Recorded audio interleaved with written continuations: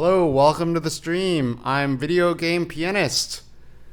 Hello, Breezy, Ace, Mr. Bakayama, Yiti. How's everyone doing?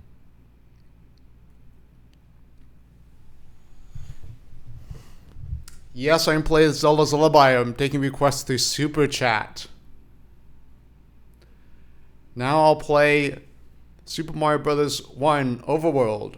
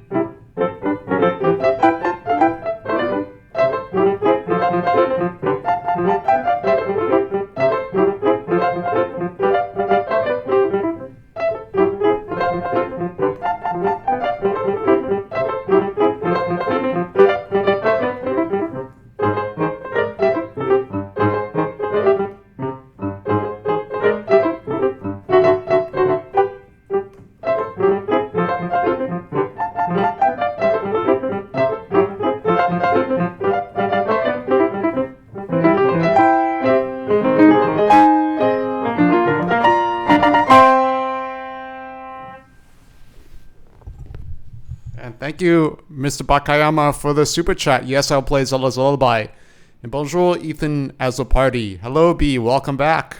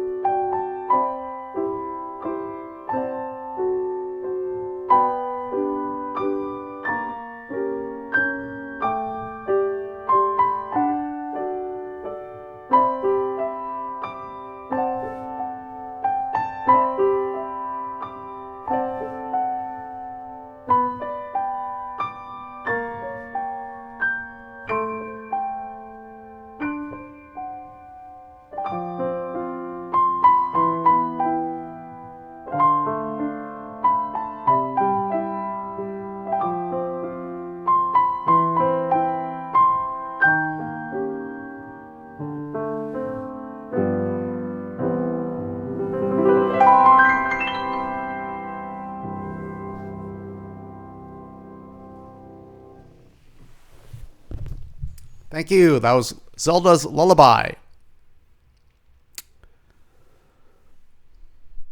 And thank you, B, for the super chat. Linebeck's theme from Legend of Zelda Phantom Hourglass. All right. We'll check that out.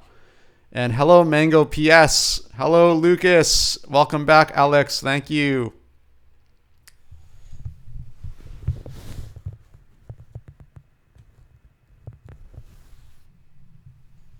Thank you, Mr. Bakayama. Hello, Gianold. Hello, All Sparks Wars. Hello, Sarah. Hello, Yeti.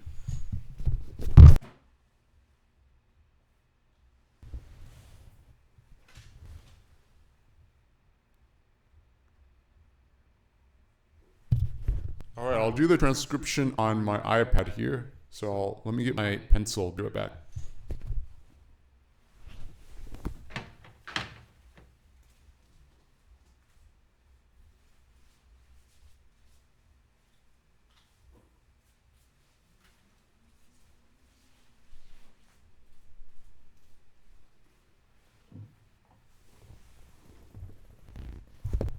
And I've been creating a drawing every day, so it's like an exercise that I do for myself, for a creativity exercise. So my iPad, I make different drawings. So I can show you some of my drawings I made.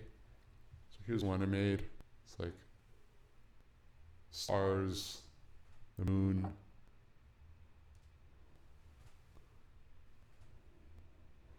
And here's another drawing I made.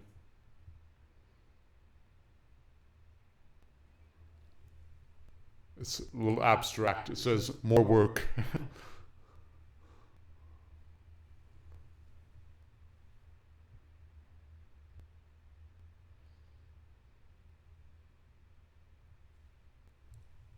Here's another one here.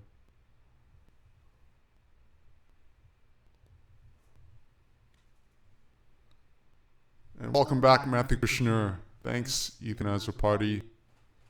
Thanks, Mr. Bakayama. Hello, Holland. Welcome back.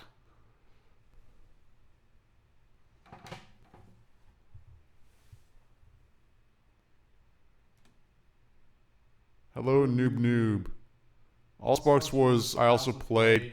Well, if you saw my Harvard Musical IQ test, one of the questions at the end, it asks you what instruments you played. So if you check that out, then you see that I checked off piano, bass, and violin. So I played piano by far the longest and invested the most resources in learning the piano. And for bass, I played for 1 year in high school and almost 1 year about a few years ago. And then violin, I played for 2 years in 4th and 5th grade. But for piano, I've been playing for a really, really long time, since I was 2.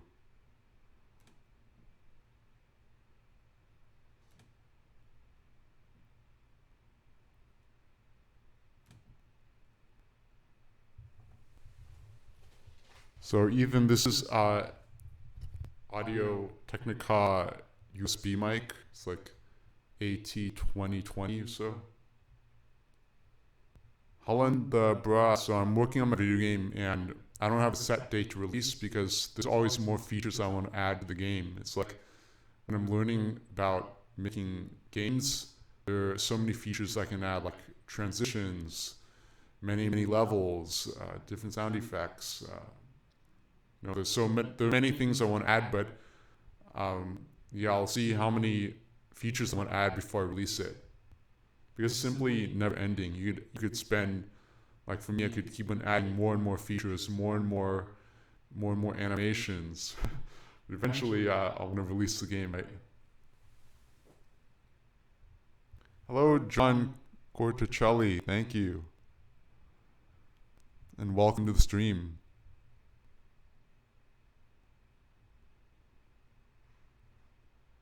Thank you, All Sparks Wars.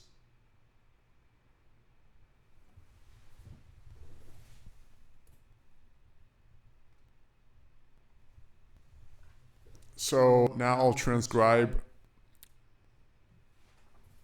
B's request, Linebeck's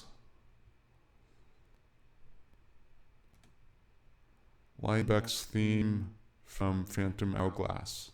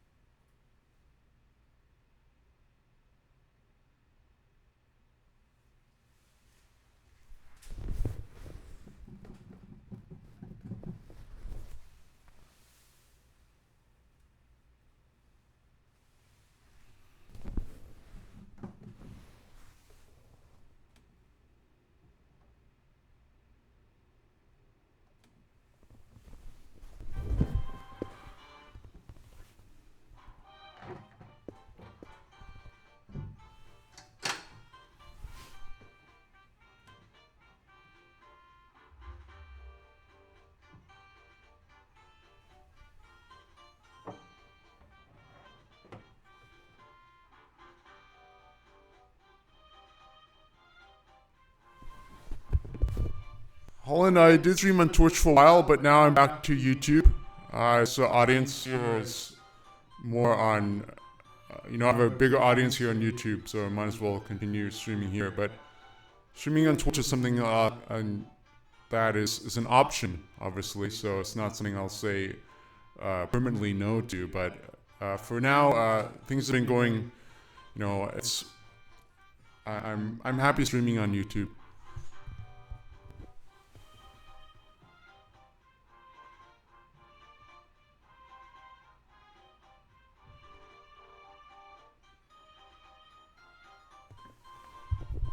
Yes, I did go to Yale.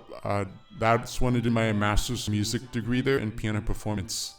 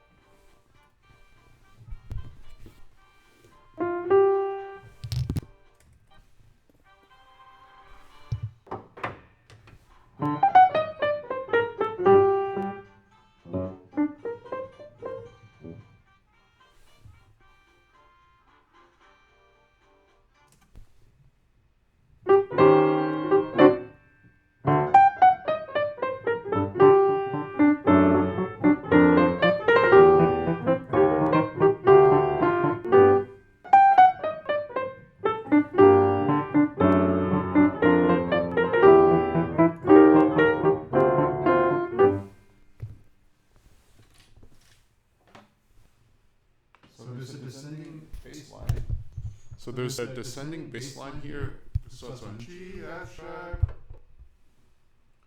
G, F sharp, F natural, E natural, E flat, D, and then that's the dominant, so it goes, resolves back to 1, G minor 1. And then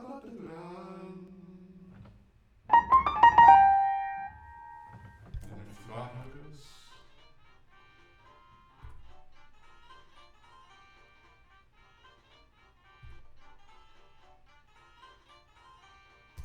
So I have to erase this.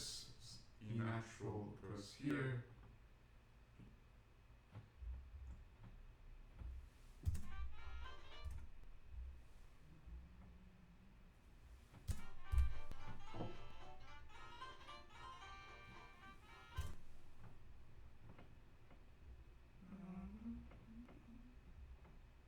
E flat there. And then there's dominant, but the third is minor. And then there's not a immediate resolution, but slight delay resolution. 3, 4. So, D da da.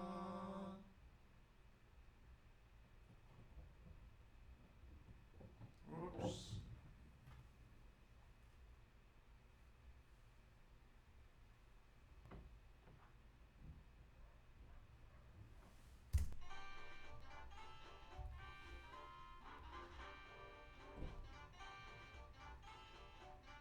Repeat or second.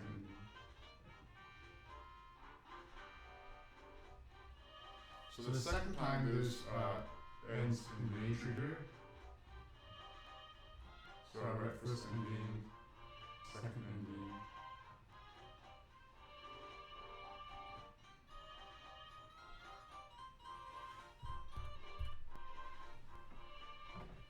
And now the music goes to the new section, which is the relative major of G minor. Who knows the relative major of G minor? 30 question for those up there.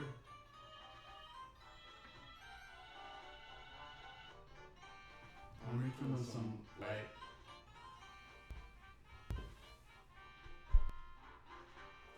I'll be right back.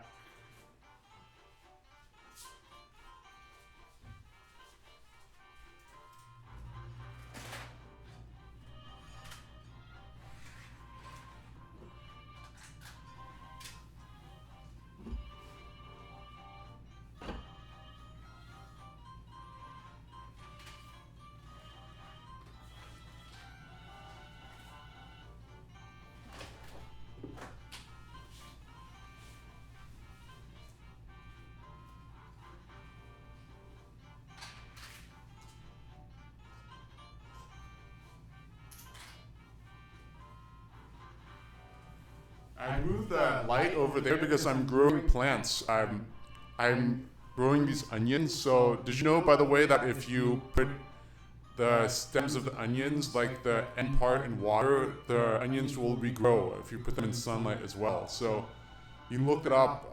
There's some food you can grow with just putting them in water and giving them sunlight. So like I'm regrowing lettuce, onions, some wheatgrass, butter lettuce, and carrots, like the stems from the carrots. So I tried growing basil, but I've never been successful at growing basil because the temperature isn't the right setting. I believe it's the temperature is too low. What's about the mic? The mic is wacky.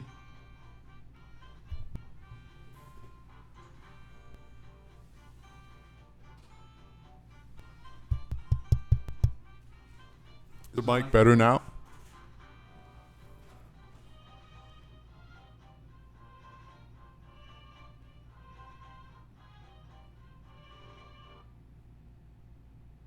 So can you all hear me? Is the mic fine? What's wrong with the mic?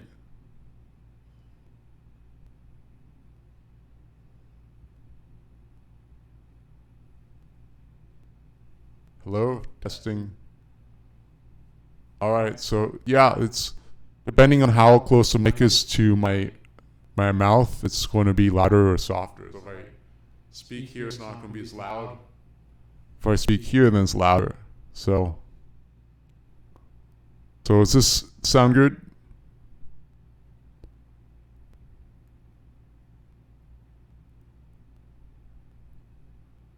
So the mic is, it's probably picking up some of the mics from the piano there, but this is like most of the time it picks up the mic here. Most of it should be in here, the sounds.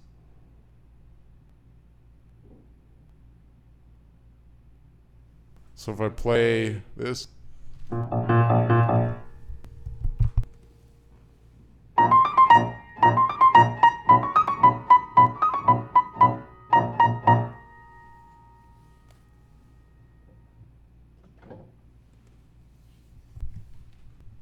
So yeah, is that better now?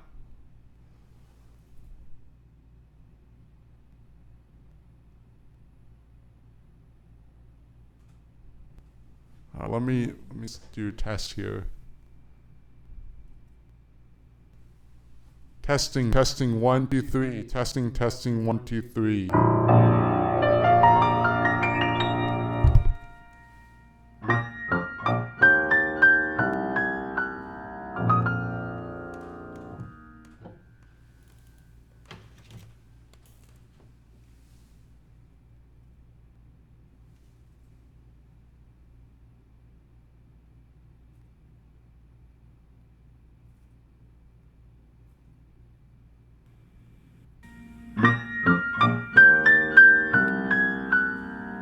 Testing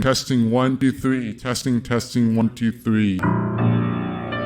Testing 1 2 3. Testing 1 2 3. Testing 1 2 3. Testing 1.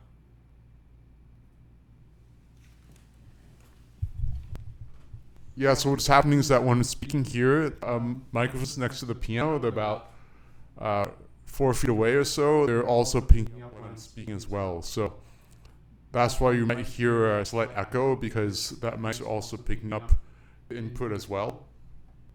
And then but the majority is picking up here. So the mic here, if I don't speak into the mic, this is what my voice will sound like.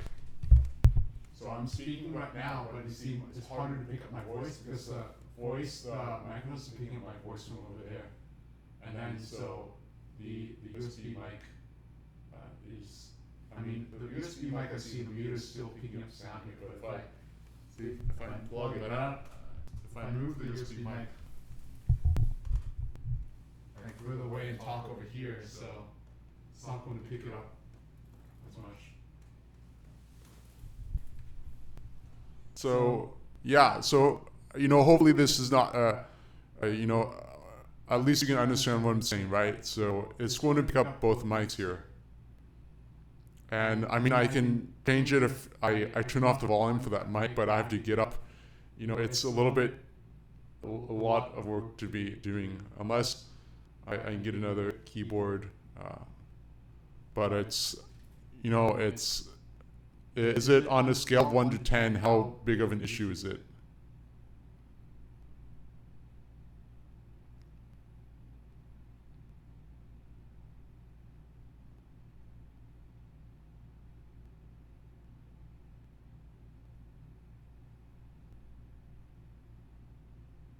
So 10 being the very problematic, or to 1 not being very important. On a scale of 1 to 10, how big of an issue is mics for you?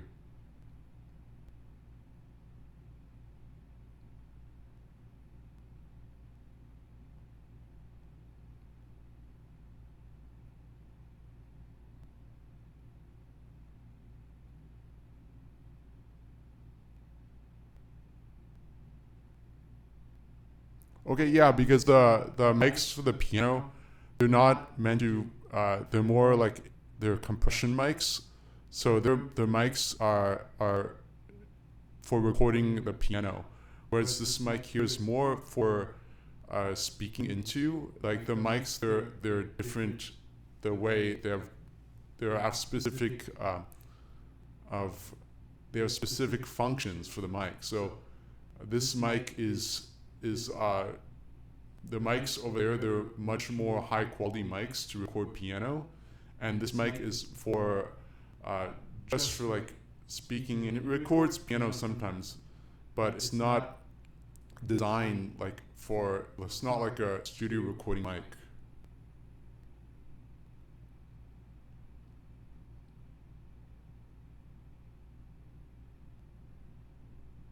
Okay, well, yeah, so what I can do is I can, when I speak, I can mute one of the other mics.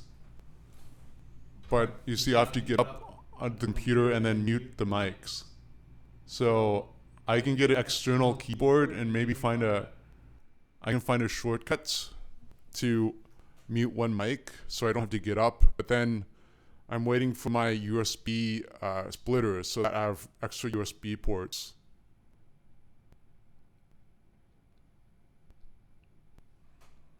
Yeah, again, so this way, there's only one mic happening.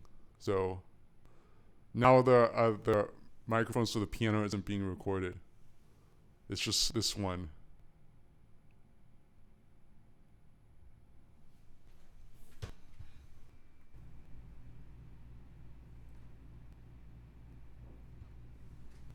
So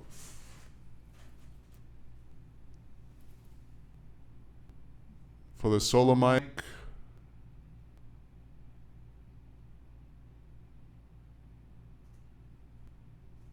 so the solo mic is, yeah, this is what I'm speaking to here. So you can all hear me fine, right? So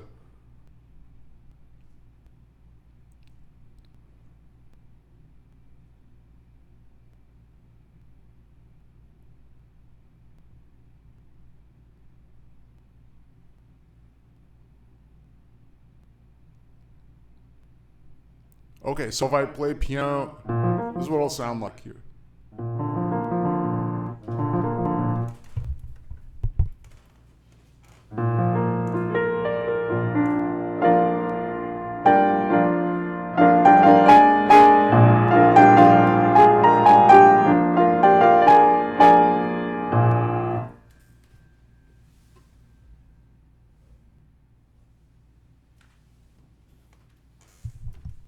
Yeah, it's about finding the volume level for the mics, because for yesterday's stream, I had Focusrite other mics a little bit too low. So when I was speaking, there was a big difference between the volume I was speaking and the volume of the piano.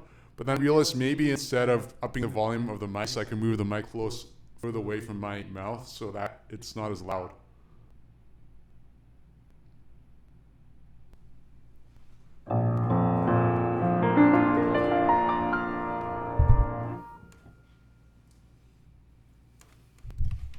So how many of you are listening on headphones or earphones, and how many of you are listening on through like external speakers? Because if you're listening maybe on your phone or your computer and the speakers, maybe it's not, at least for me, it's not big of an issue, but maybe if you hear headphones, if you're wearing headphones, you might hear these differences more.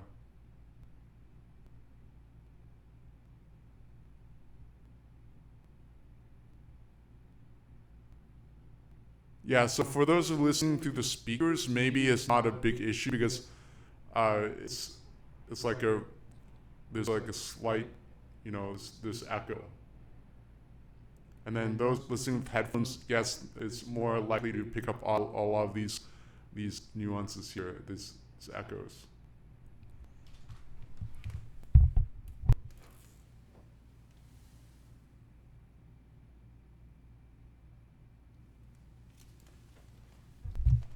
Okay, so I'll do a test here. Let me know if there's anything that sounds out of the ordinary in terms of the sound production.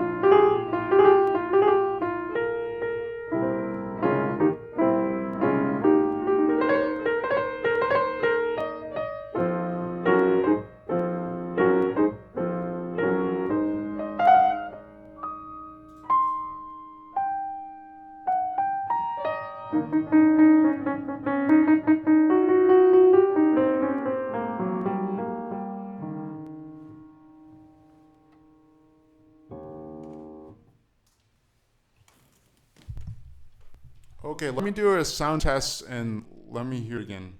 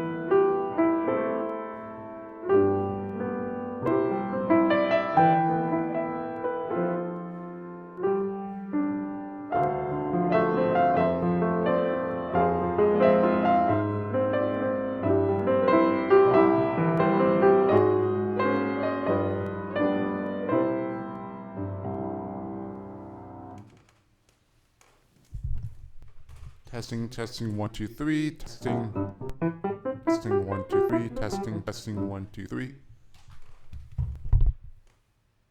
Testing, testing, 1, 2, 3, testing, testing, 1, 2, 3.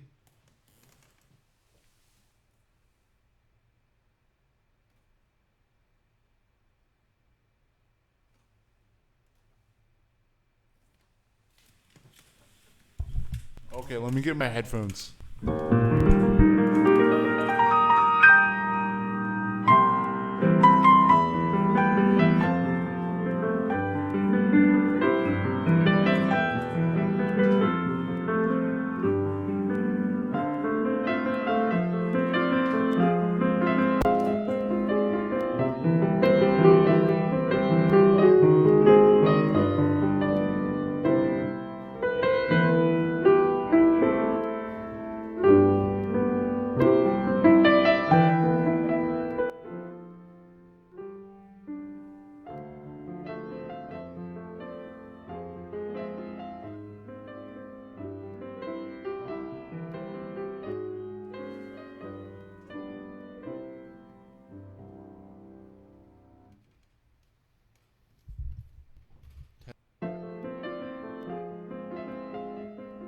Testing, testing, 1, 2, 3, testing, testing, 1, 2, 3.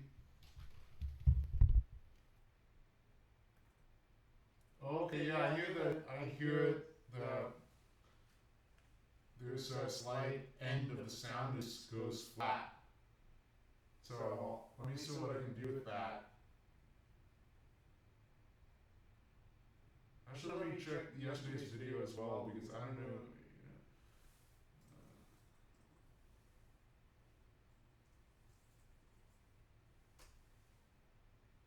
Because for yesterday's video, there's similar setup to the mic, so I don't know why.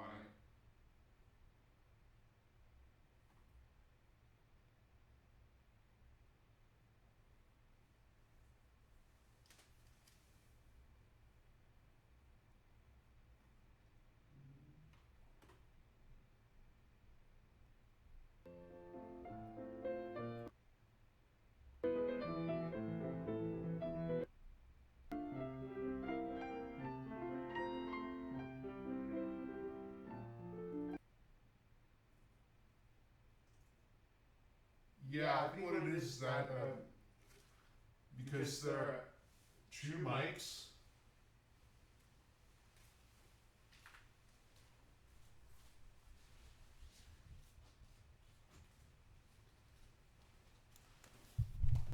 The thing is that is because of two mics, what's happening is that the sound is somehow it's getting mixed together, and then this creates a sort of first it creates echo, and then sometimes there's a bend in the pitch somehow. So what I can do is I can mute one mic. I can mute this mic. I don't want to unplug it because that damages the mic. So if I think if I unplug it like this, then it damages the mic if you do it repeatedly. So I have to do it to mute the mic on Streamlabs. And then that way it won't create the echo. So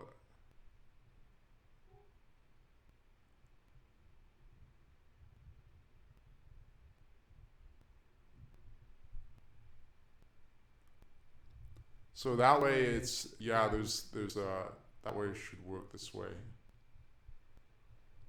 Also some trouble with the computer picking up the mic in one of the USB ports. I switched the mic input from another USB port. One is USB 3 and the other is USB 2.0. And I don't know exactly if that caused anything.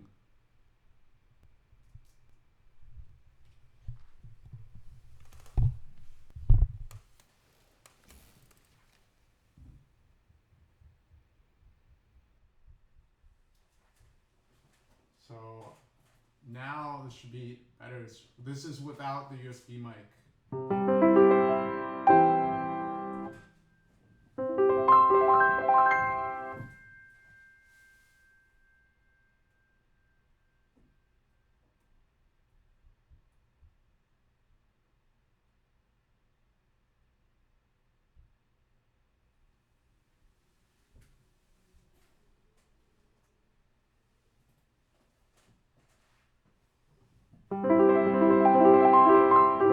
This is better. So, can you still hear me when I'm talking now or not? And if you can, which way do you prefer? This mic just me talking, or me talking with the USB mic so you can hear me more clearly?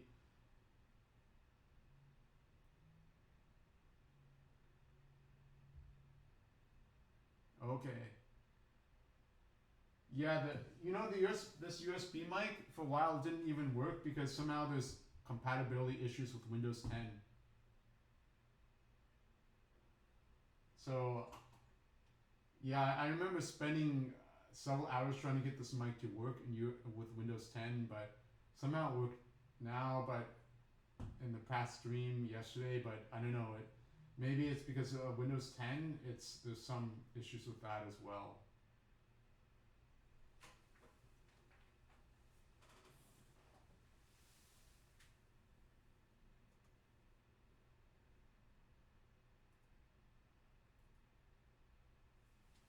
Okay, so can you all hear me now? Is that fine? Can you all hear me now?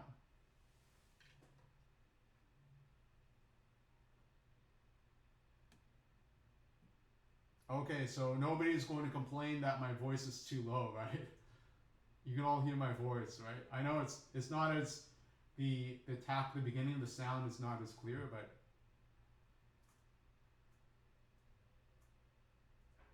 okay. Then in that case, then we have a USB port that's freed up, so I can let me set up the other camera like before, so we have 3 cameras.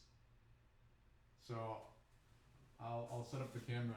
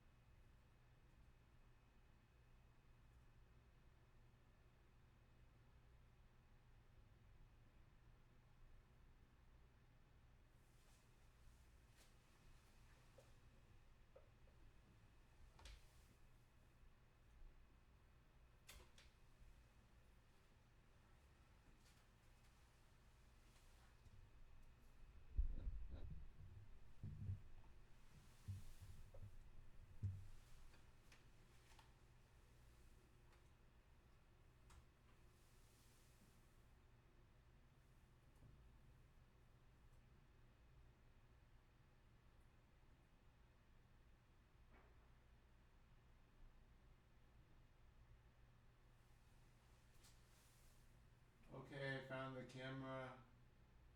The computer found it actually, so this.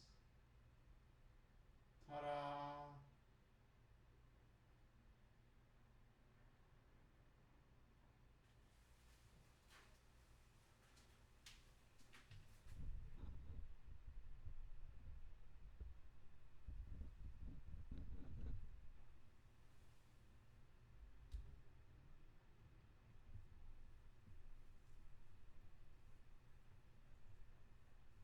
Adjusting the camera.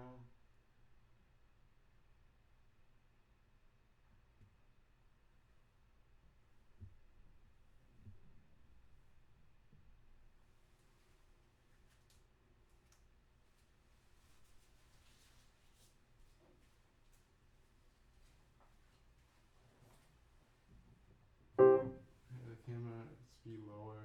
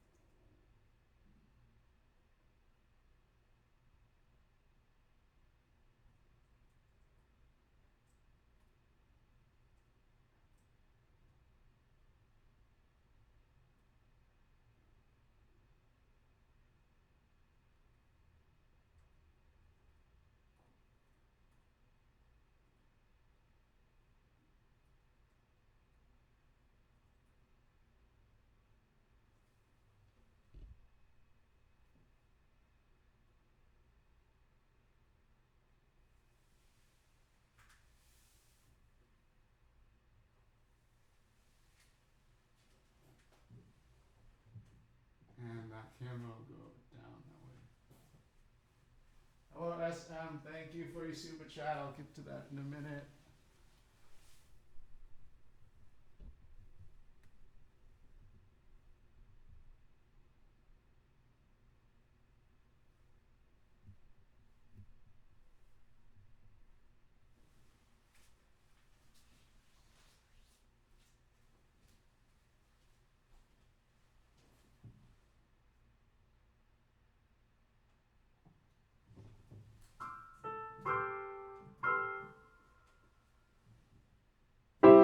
Is that fine? If I play here, I'm barely in that camera. So what do you think? Do you want me to zoom out of that camera there? I can zoom out for that camera so I have a wider angle. Or do you want like a close-up shot of my face here? Because if you want a close-up view like this, then if I play here, I'm not going to be in the frame sometimes. So what do you prefer? Like close-up view, or farther back view to include a wider angle?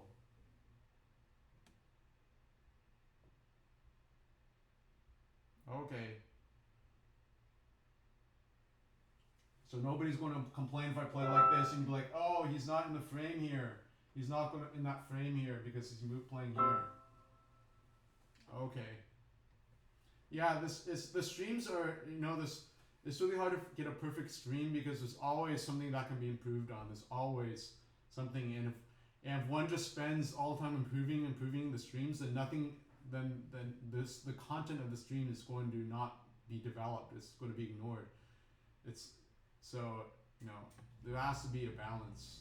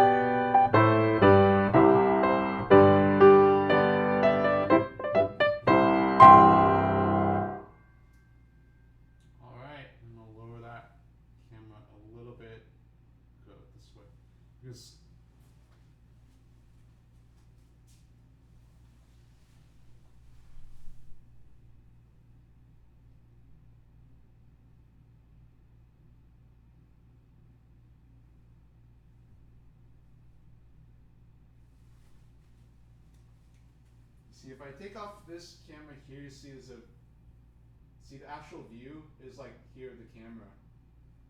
You see the camera is actually zoomed in already. The actual frame of this video here is much wider than what's presented on the screen, because I'm just taking a bit of that camera here and for this angle here, then I'm moving this one over here, this camera here.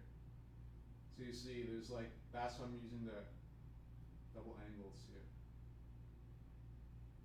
And this should be below the other one. Like that.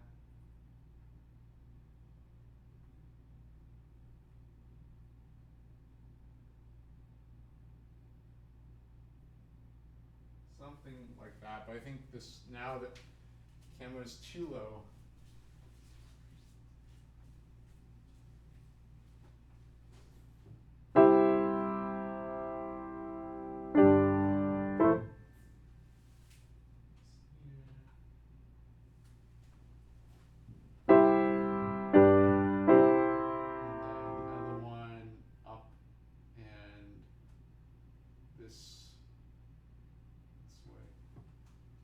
Hello, Trema Lynch. Thank you for the super chat. We'll get to that.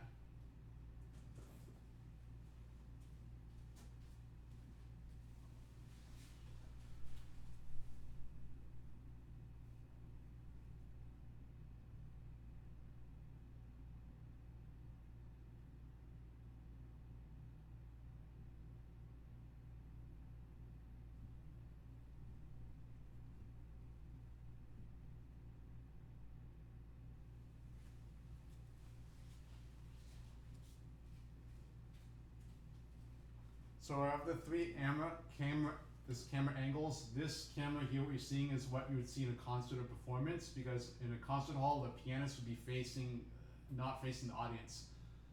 It'd be at 90-degree angles to the people sitting in the audience there. So you would see like my profile like this. And then this camera here, that's how you see, it's easier for me to speak to you in the camera instead of me having, to turn this way to talk, and then it's basically like, it's communicate this way. And then with the overhead view here, this is what you would, to see if you want to learn the songs I'm playing, or to copy the note orders I'm playing. You see the overhead camera, and also my hands, a closer view of my hands, and the technical aspect of piano playing, what's involved.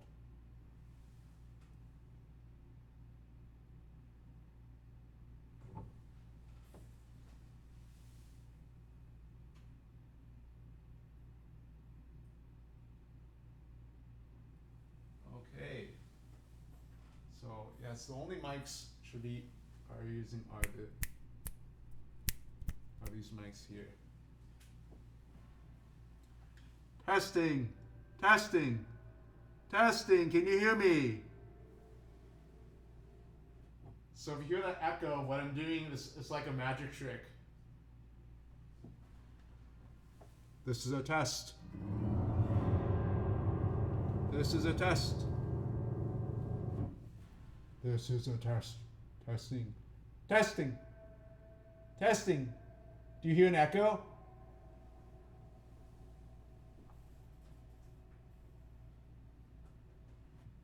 So what I'm doing is I'm holding down the damper pedal, and so what happens is that the dampers lift off the strings, so when I'm talking, my voice is actually vibrating the strings. And then that's where this echo is occurring.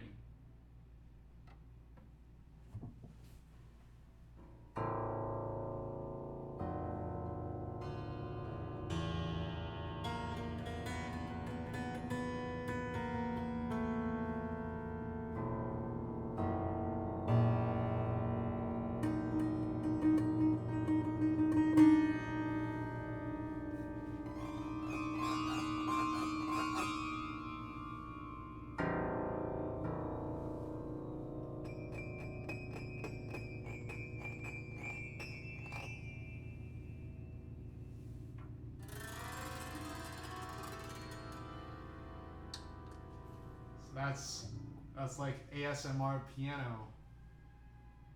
Woo! And let's cheer for the first responders.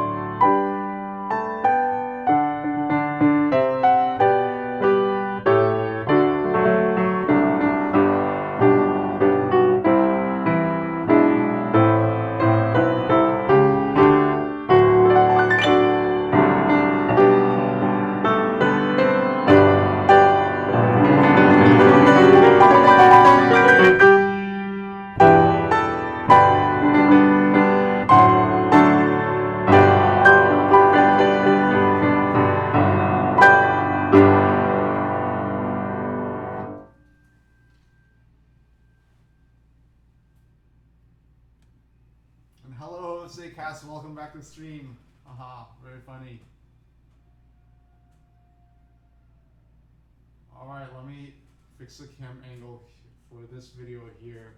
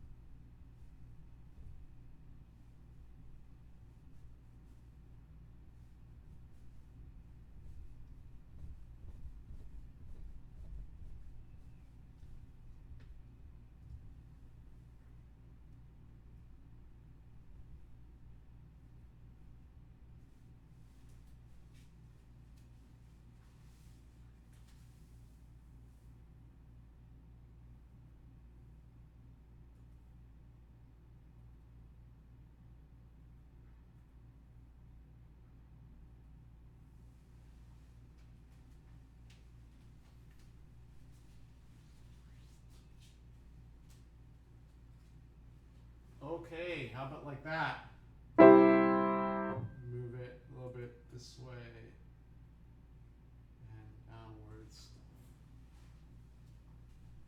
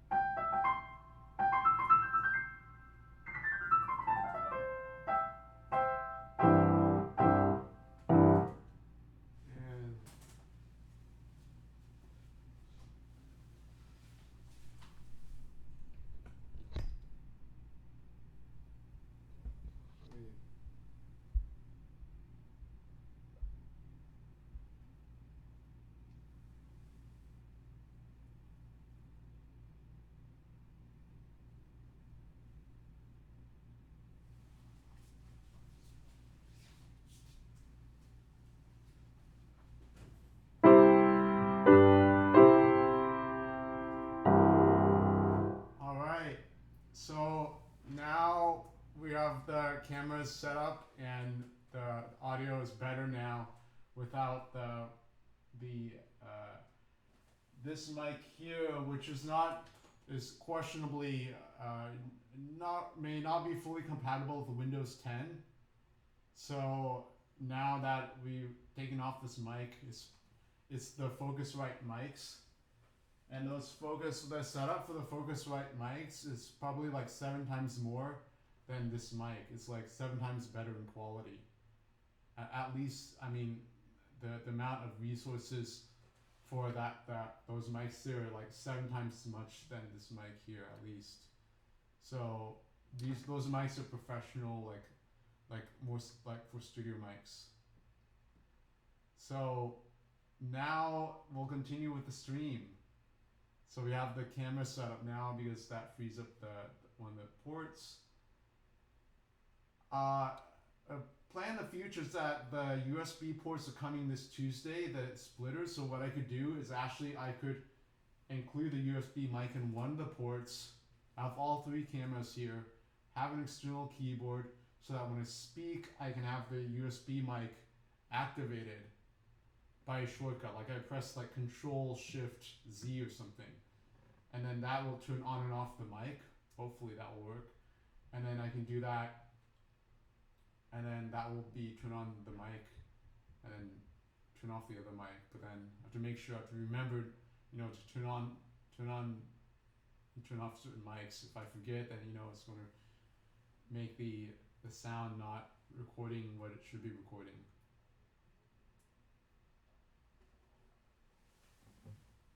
All right, so now let's get to the order of the super chats. So we're back in schedule here. Back to the stream. So, Linebeck's theme. All right.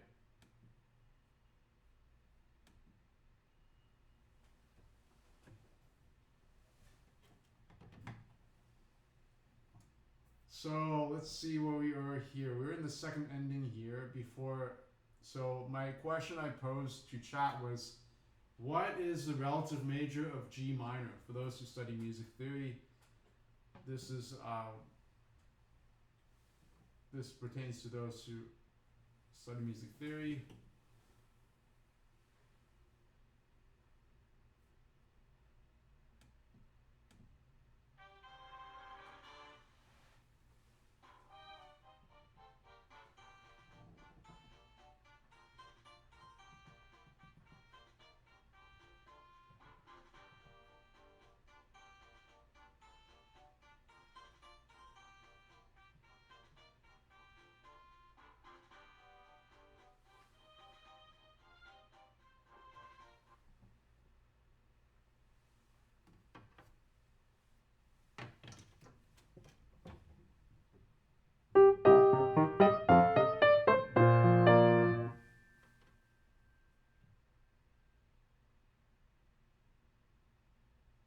Mi flat major. What key is mi be? Oh, B flat major. Aha, very funny, I see. Yes, that is correct. B flat major, as said by B, correct.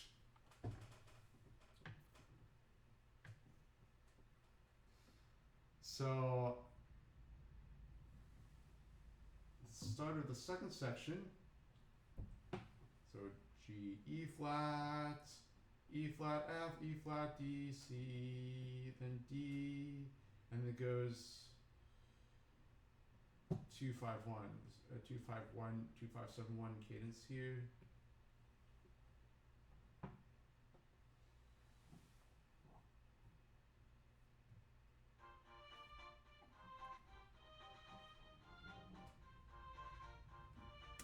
But it doesn't resolve to D immediately. There's a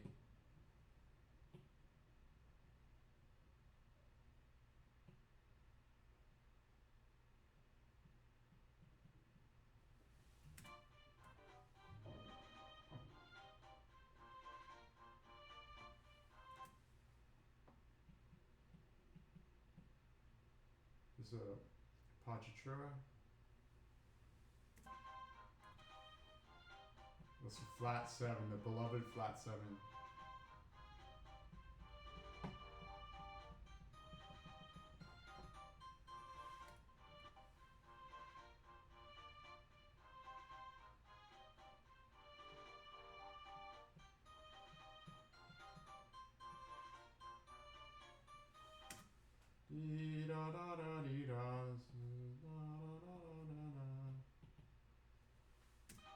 It's a repeat of this section here.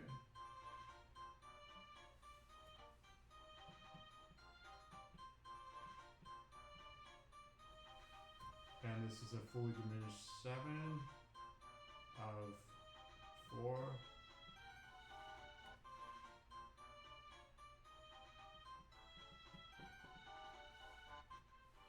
And a chromatic ascent in the melody here.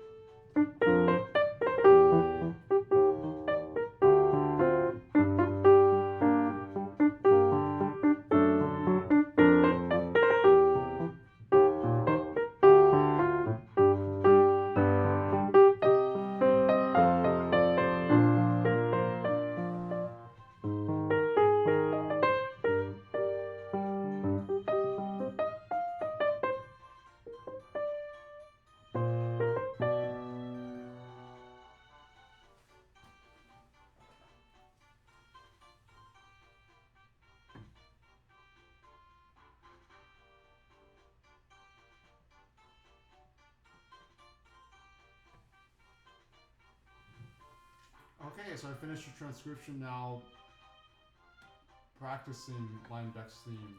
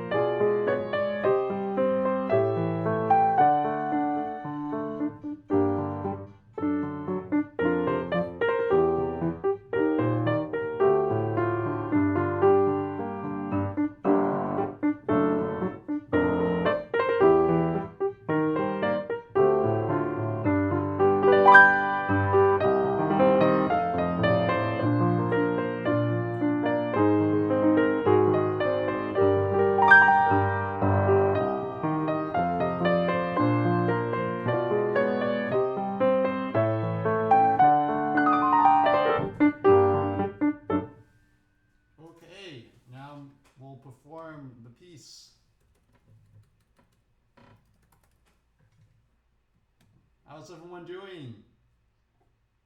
Hello, Camden F. Welcome back, Fresh J. Hello, Clear Porter. Welcome back, A Squatimer.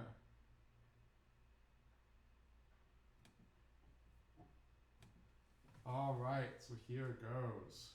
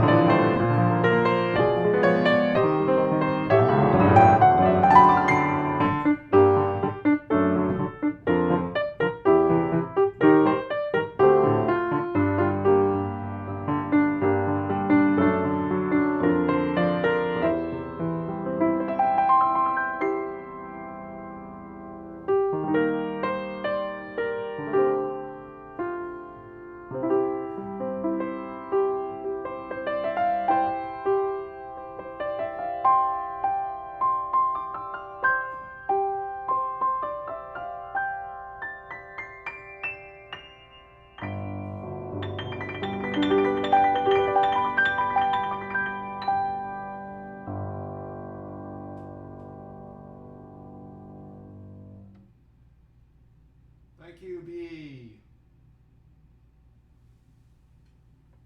Hello, Christopher Lee. Welcome to the stream. So yes, I get viewers here, but even I stream on Twitch, but a lot of my audience is here, so this is where I'm streaming for now. Thank you, Matt C. Thank you, David DP. Welcome back. Thank you, Mr. Bakayama. Hello, NJH Production. So I'm taking requests through Super Chat. Welcome back, 6768.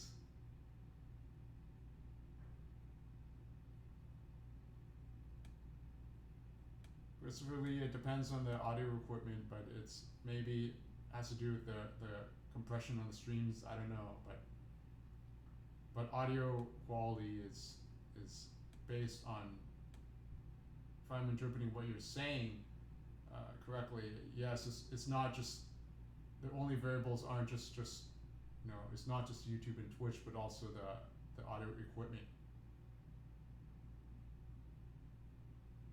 And also realize, yes, the audio equipment, even the cables matter too, because like I was using XLR cables like off of Amazon for $20 for these mics, and the XLR cables were actually making the mic sound worse because the quality of the material in the cables made there's a lot more interference in the cables. So I went to Best Buy and I got these professional level XLR cables, and that makes the mic sound better. And thank you, David DP, for the super chat. Kane Salvation from New Walt.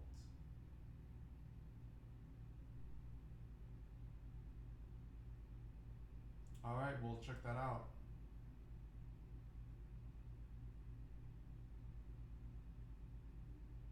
Yes, General JG, you're still awake. So yes, the low resistance, the $20 Amazon XLR cables didn't do a good service for the mics, right? So the better ones would be able to have less interference. So that's what I'm using now. Christopher Lee, that's technologically possible, but it might go against their terms of service for YouTube because they don't like it when, usually streams platforms, they don't like it when there's multi-streams. They like it when there's just one stream at a time, and then you can post that video in YouTube. Like some people, they'll stream on Twitch and then they'll record that video and post it on YouTube. So it's like, there's a chess grandmaster, Hikaru Nakamura, and like he'll stream on Twitch and then he'll post some videos on YouTube. So that's another possibility, right? I could stream on Twitch and then post the videos on YouTube, but it's, I don't know if, there'll be, it depends, like, because the way Twitch is set up, they don't have super chats. They have subscriptions and they have bits, and YouTube is super chat. So it's like it's a different setup there.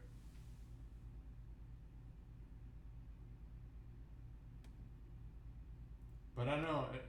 There's some people who I stream on Twitch, but then some people they don't, from YouTube. They don't. Not everybody from the streams on YouTube is going to go to Twitch.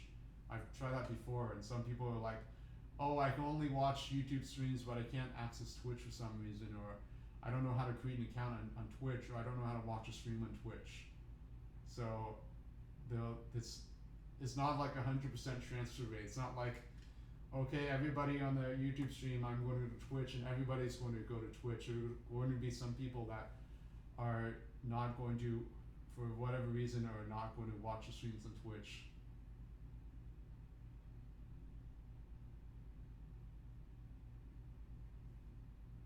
YouTube notifications for Twitch streams. Well, that's,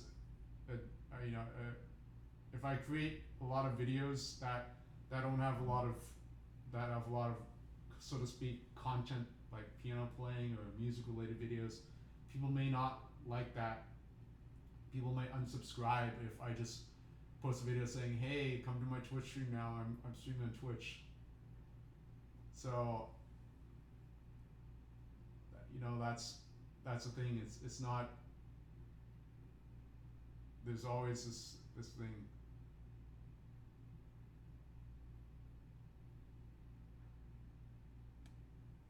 I'm Matthew Kushner. Yes, Yes, eventually I'm going to get tomorrow the USB splitter is coming, so I can try connecting the USB mic again, and as well as my keyboard.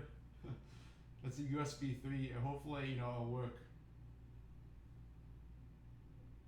And then I use a shortcut on I'll have my computer keyboard here, so when I talk, I'll press like a shortcut here to turn off the other mic. I don't know, hopefully there's a shortcut in Streamlabs to do that, because or else I have to get up and do that. Because, you know, like every time I stream, it takes me like 15 minutes to set up and 15 minutes to tear down, because I actually have to move my laptop to another place and back, and like I close the piano, move the mics away, and like in the background I actually have a bike, but I actually move the bike into the bathroom, because so it's not, so you don't see it in the view, and like I do a lot of things to set up the stream.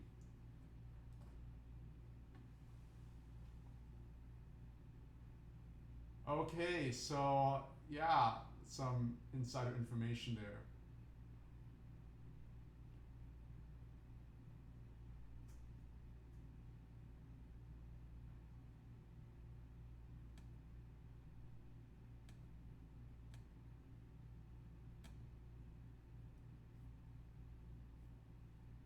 You know, I read a cartoon where some people they're streaming, they wear diapers because some streamers they don't want to take a break and go to the bathroom because they might lose viewers. So some streamers they just wear. I mean, I read this as a cartoon. I don't know if it's true, but in the cartoon they showed these streamers they wore diapers because they didn't have to get up to go to the bathroom. They don't want to take an intermission to get up go to the bathroom, because usually when it happens, people they click away. They don't watch the intermission. So I don't know. Yeah, I know it's dedication. But you know, like some streaming for 3 or 4 hours, like you have to go to the bathroom, like that's the thing. It's like some streams they go for a long time.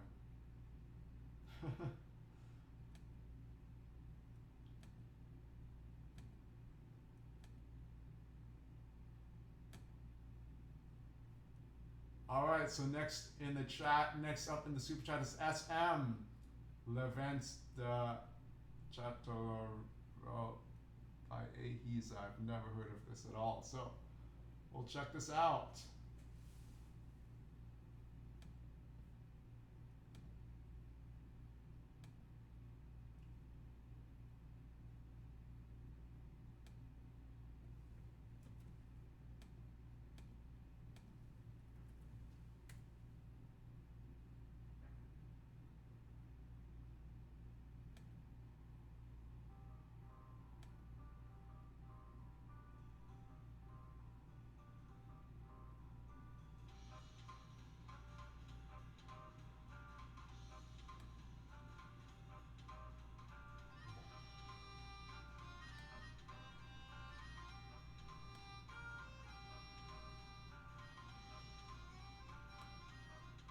Actually, speaking of the bathroom, I think I'll take an intermission now, actually.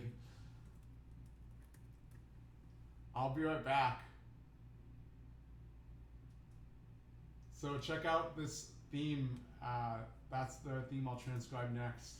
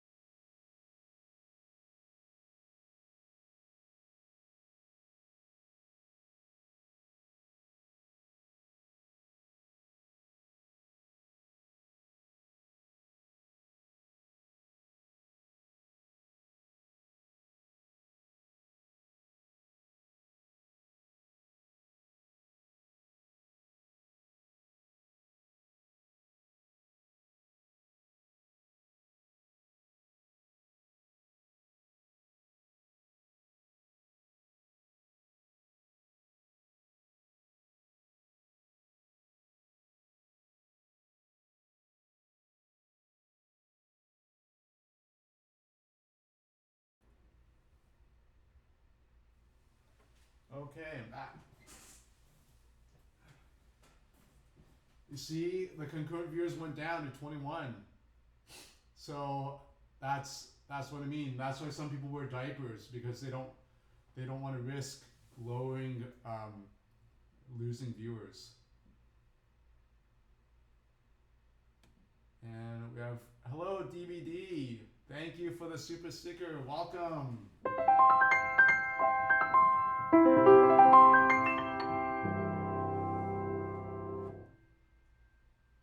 Welcome to the stream, Drew.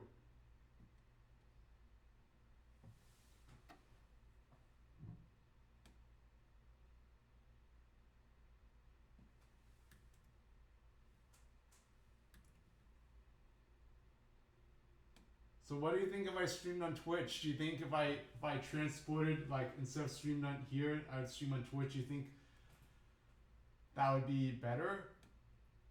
What do you think? I mean, it's something to think about, right? Because on Twitch, there's some people, like, they can get a lot of subscribers. Like, for every subscriber, it's like $2.50.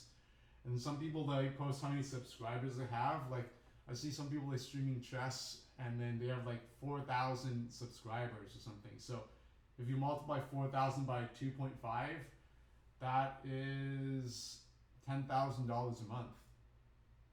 So, like, some people, they can make $10,000 a month streaming chess, but they're professional chess players already. But I'm a professional pianist, so what if I stream on Twitch? I mean, it depends, because I used to stream my practice sessions on Twitch, but then that wasn't so interesting. I just had one camera. I mean it didn't engage a lot of people, but maybe that's the thing, B. That's what I'm saying. It's like, and get a lot of subscribers on Twitch instead of one-time donations. Right, that's the thing. And then there are raids, things called raids, and different ways of interacting. But I think it's like, not everybody from here is going to automatically go to Twitch. It's not like the transfer is like so 100% transfer rate. Right, requested bits. I mean, I could do that because, the reason why I did stream on Twitch for a while is because I was always losing subscribers when I have live stream notifications. And I still am. Like, I've lost 1,000 subscribers over like the past month and a half or so. Yes, that's right, Christopher Lee. That's the subscription income is more sustainable and it's more lucrative, right? SM, right? Start from scratch. I mean, I did have I had like 17 subscriptions on Twitch. Like, I had 17 people subscribe to me. That was like my record. So do you think I can increase that record? I mean, yeah. I mean, I like everything. I have all this set up here and everything going. So I could try streaming on Twitch.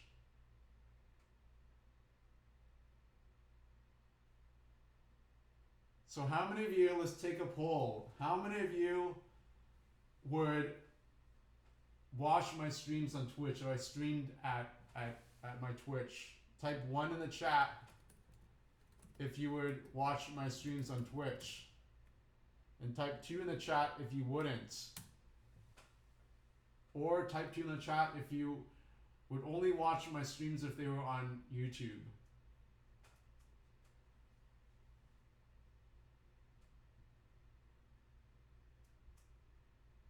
And then I could post my Twitch streams, if I remember to record them, on YouTube. So I would still post streams on YouTube, but they would be the recordings of the streams on Twitch.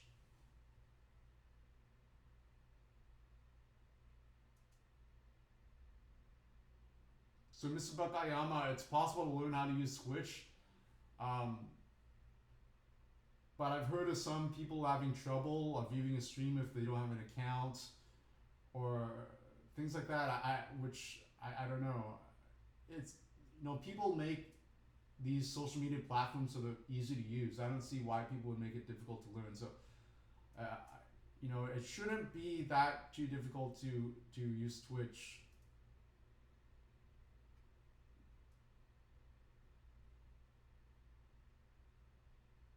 So yeah, okay, fine. I'll stream on Twitch. Then it's gonna have a different feel. I mean, you know, it's, I don't know. Drew, what do you think?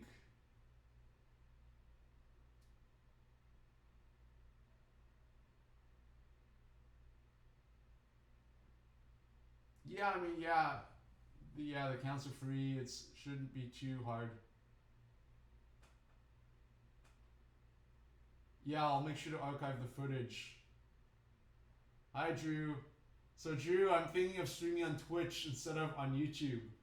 So on Twitch, it's just, you know, maybe better to get audience. I don't know, but you know, YouTube is also, you know, I like the feel of YouTube because when I stream on Twitch, it's a different feel to it. YouTube, I like YouTube has like a fun atmosphere with the super chats. Like the super chats, like the colors and how they pop up. On Twitch, they have the alerts on the screen, but they don't have like a super chat function on Twitch. Drew, it's possible to stream on both platforms, but I don't think it might go against their agreement of only streaming on one site at a time. Yeah, it's possible, but I don't think it's against. I don't think it's following the agreement.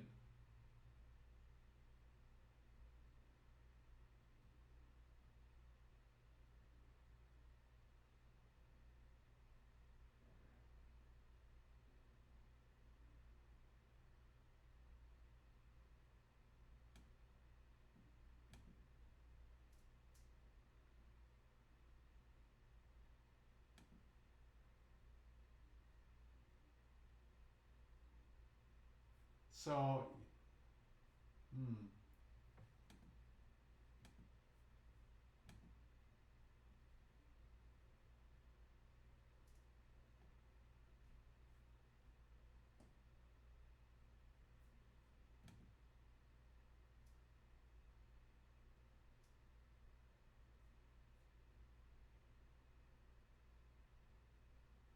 Yeah, Jerry Warner. The thing is, once you get, the thing is, okay, the thing is, okay, Twitch partner. If you become Twitch partner, you have to sign an exclusivity contract. That's the thing. That's the thing that one of my concerns is that, okay, say I get 75 concurrent viewers and I get that level, I become a Twitch partner. Right now I'm a Twitch affiliate. When you become a Twitch partner, they say you can only stream on Twitch exclusively, like at a time. So I think what they mean, I'm not exactly sure, but I know in the agreement they have an exclusivity contract for being a Twitch partner.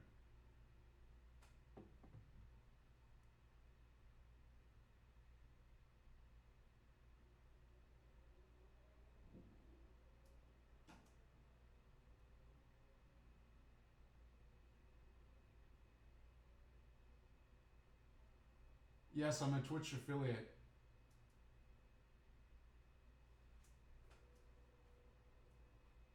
Yeah, I can try streaming on Twitch for a while and see if it pays off, Drew. And if not, come back here. Yeah, that's true. I don't have to agree to be a Twitch partner.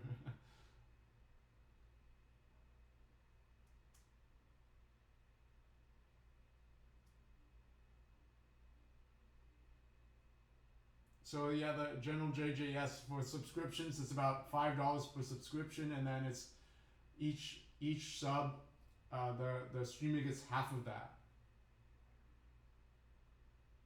SM, I don't know.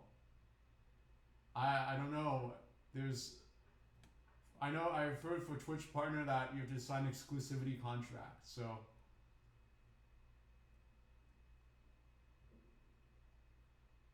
yes, there are benefits of being a Twitch partner because you get a check mark next to your name, so it looks like more looks pretty cool when you have that check mark next to your name.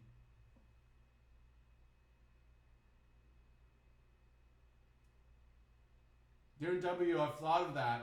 I used to use YouTube to advertise like when I'm streaming, but then sometimes people unsubscribe from that video, from the channel, because it's just like there's not much like video related content to piano playing or music to it. It's just like, hey, I'm going to stream on Twitch, and then it doesn't, it's not like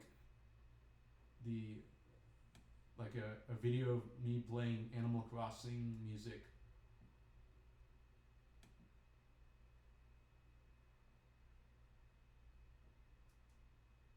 Yeah, I mean, the thing is, if I simultaneously stream, then if I interact with the audience, and if I respond to somebody's question from Twitch, then people on YouTube, they're going to be wondering, like, who is he talking to? And if I respond to a question on YouTube, then the people that are watching the stream on Twitch will be like, where did that question come from? Because they're not going to see the questions. But then I could stream the chat on the side of the screen, like some people do that. But I don't know if it's possible to combine the chats for both streams. But I could. I have a chat log here. But then it's going to take up so much of the screen rather.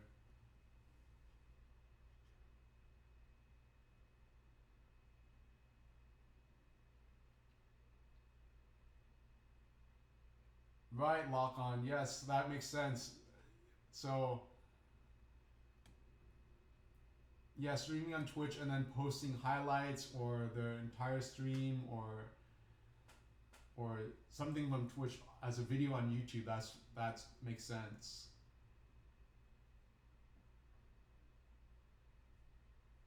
Yeah, so I can stream on Twitch and then post videos on YouTube, or like highlights or something.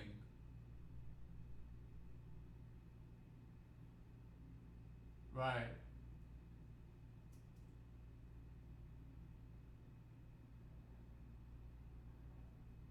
Yeah, General JG, I've seen people do that too.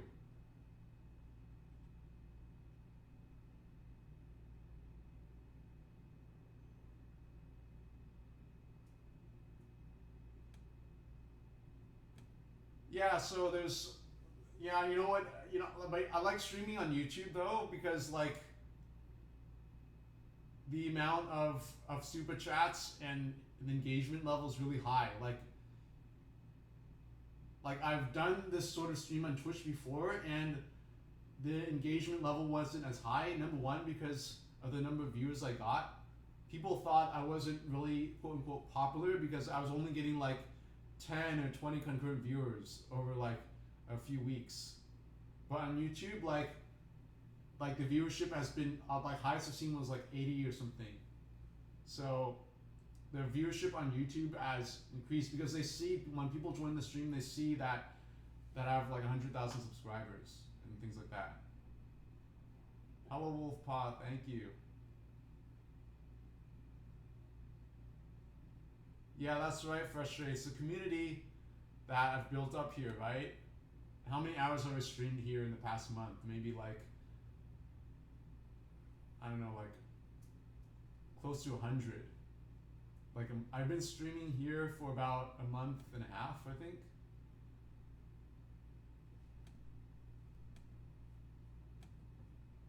So I would have to rebuild the community if I go to Twitch.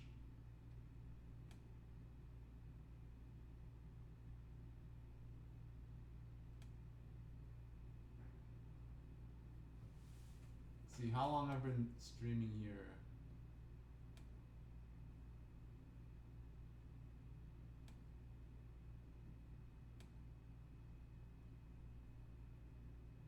But you know I've seen musicians who do stream on Twitch, and they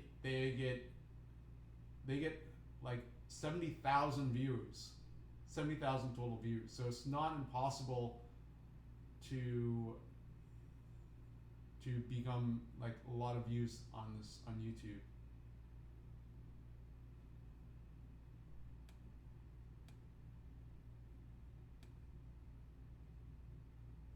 So it's streaming in March 14th, 2020.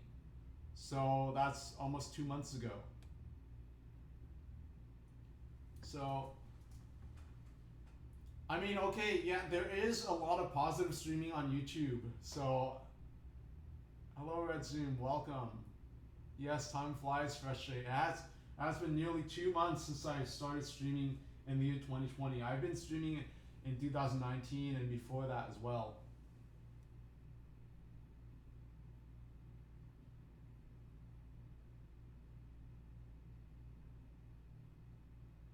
Yeah, B, that is like people. Yes, that's another thing. Like people wander in on Twitch, and then it's yeah, it's more like you click on the music section, you see other people streaming, and so forth. On YouTube, not everybody is subscribed, or at least publicly subscribed. So there are some people who are new, you know, who are new to the YouTube stream as well and aren't necessarily subscribed to my channel. So, but again, I've seen musicians on YouTube, they get like in one stream, they can get like over $1,000 in super chats. I've seen this happen. So it's not impossible to like get a really high engagement level on YouTube. That's what I'm saying.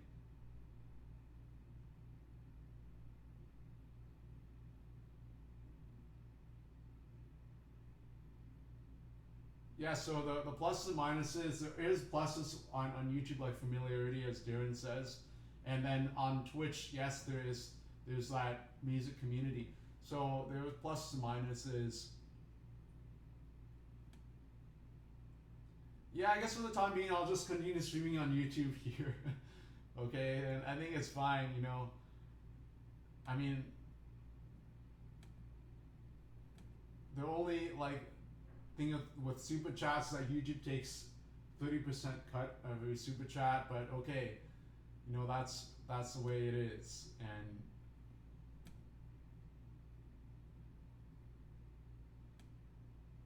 And there's one day where YouTube didn't count the super chats for April 16th, so but YouTube technical support, they're aware of the situation.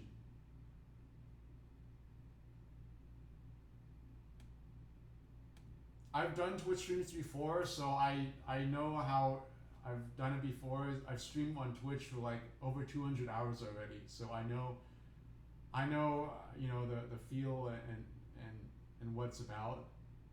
And I've liked YouTube in terms of the engagement. So thanks everyone for your suggestions. I really appreciate it. For now, I'm thinking of continuing to stream on on YouTube, not Twitch. Yes, because when people see the streams on Twitch, they see that I have 100,000 subscribers. Where when on Twitch, if I start streaming, then it's like I don't have much of a track record, and especially since I haven't streamed in a while, the Twitch videos I've streamed before, they've disappeared from the video section, because if you don't stream for a while, I think the videos go away. So like I don't have any videos on my Twitch profile, and then it's like, you know, it's like starting again.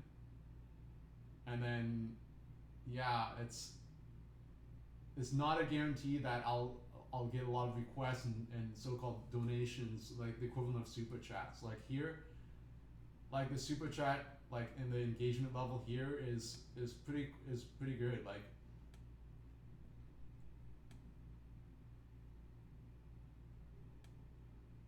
to archive them. Okay, yeah. For the future, yes, I could archive it.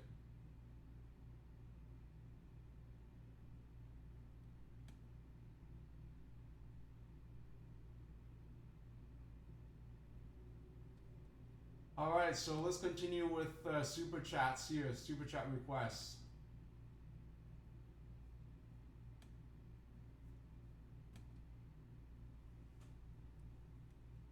Okay.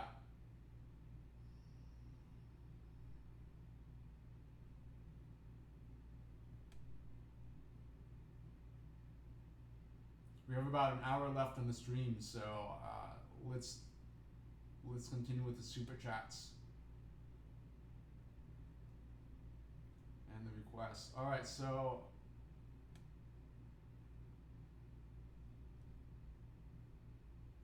The next request is La Vence de Chatterol.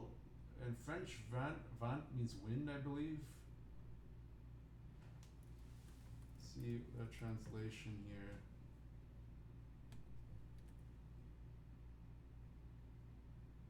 Oh, it doesn't translate it.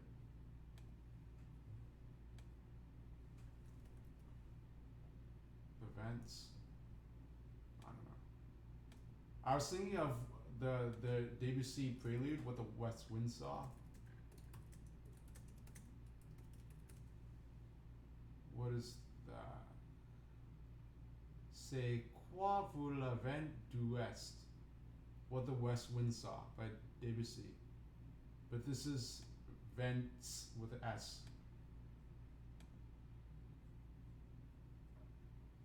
Bye, General JJ. Hello, Aphrodite. French thing.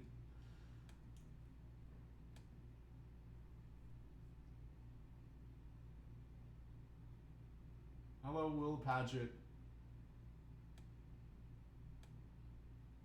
Okay, so we'll just stream on YouTube here, okay? So.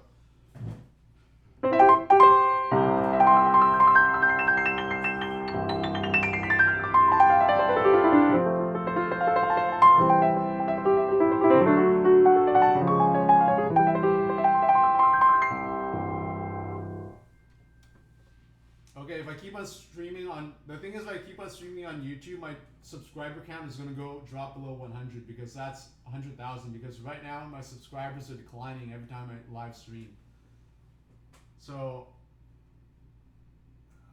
maybe if my subscription count is starting to go below 100,000 subscribers, then I'll go stream on Twitch, right? Because I don't want to lose, keep on losing subscribers like this. Yes, I think YouTube is a lot of content for YouTube is videos, and then on Twitch a lot of the content. the content on Twitch is streaming, but the streaming is for video games. So Ethan is I don't know why it's lowering, but that's the thing. I lose subscribers because of the streams. If I didn't do anything, if I say I took a month off without posting any videos or doing live streams, my subscription count would increase like it usually does. But because I stream, I lose 70 subscribers every day. I lose 35 to 70 subscribers every time I stream.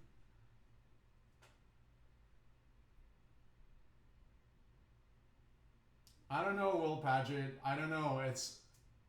There's also good streamers. There's also a lot of fun streams on YouTube I've seen as well. So there's not not every site. There's pluses and minuses to streaming on YouTube and streaming on Twitch.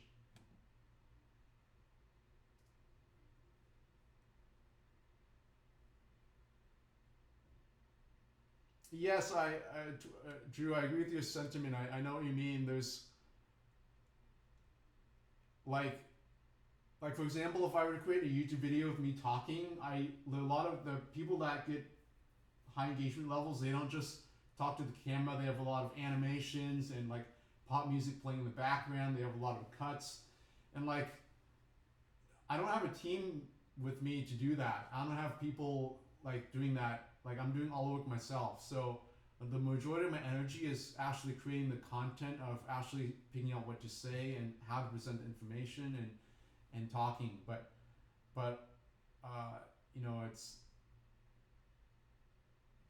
it's different when there's people are used to that. It's like a television show, right? If there's just a person just talking.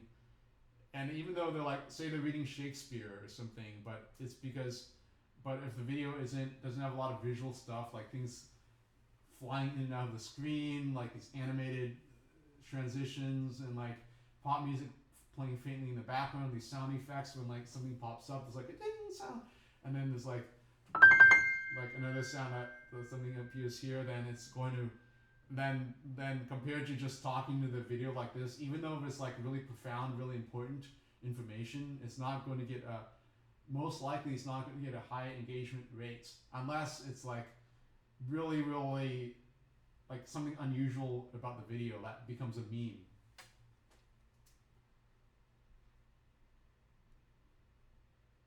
I've heard of Stream Deck, but right now I don't use it. I just use the YouTube Studio here and OBS Streamlabs, and that's, you know, it serves its purpose for what it needs, for what I need.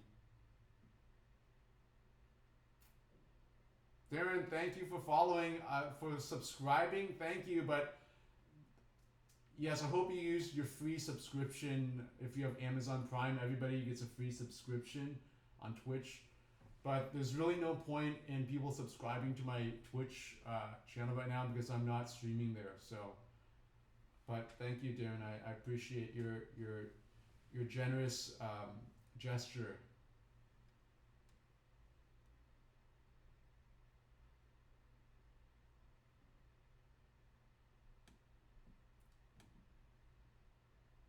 That makes sense, lock on. So the short videos that are really eye catching, and versus long streams, long videos that don't have much animations, right? So like 5 minutes or 3-minute videos, right? Because I've seen like people post like themselves playing a song on the piano, it's just like 3 minutes, and they get like a few million views from that. So it's, you know, it's possible.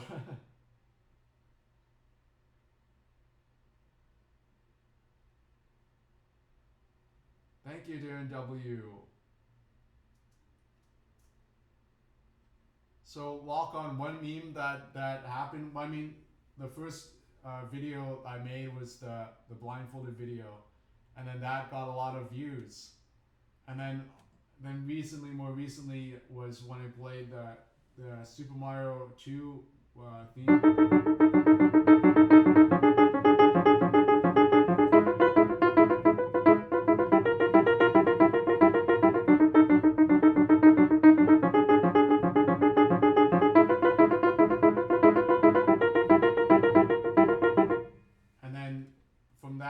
Backwards, and then on Instagram, like one account, they posted it.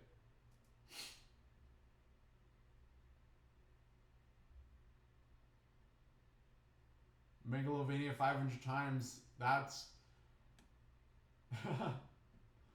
that would be a workout there.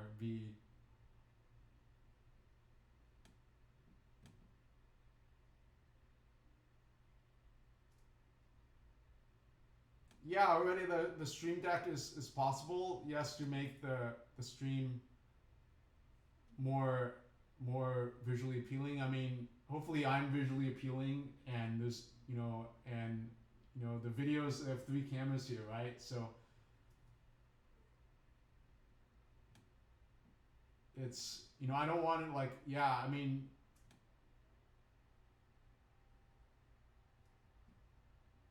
that's possible to use Stream Deck. Let me see.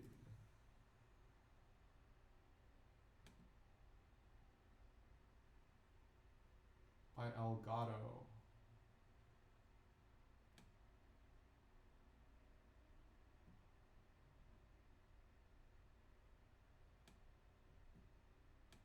Yeah, I mean, again, going back to some people that stream, and again, I've seen people, they just set up a camera, they only have one camera, and they don't have a laptop, iPad, they just stream with one camera view, and they get like $1,000 in super chats, and they get 70,000 views in the live streams. So what I'm saying is, like, there are people that have even less than what I'm doing, and they get more viewers. So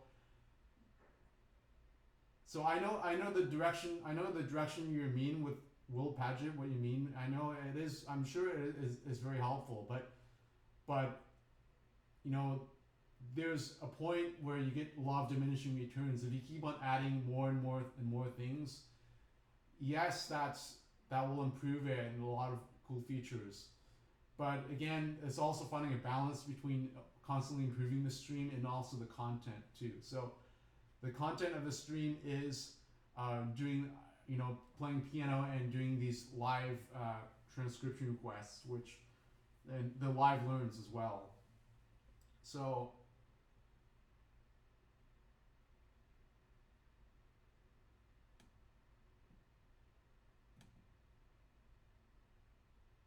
yeah, that's something to consider too. Writing the description in different in languages as well.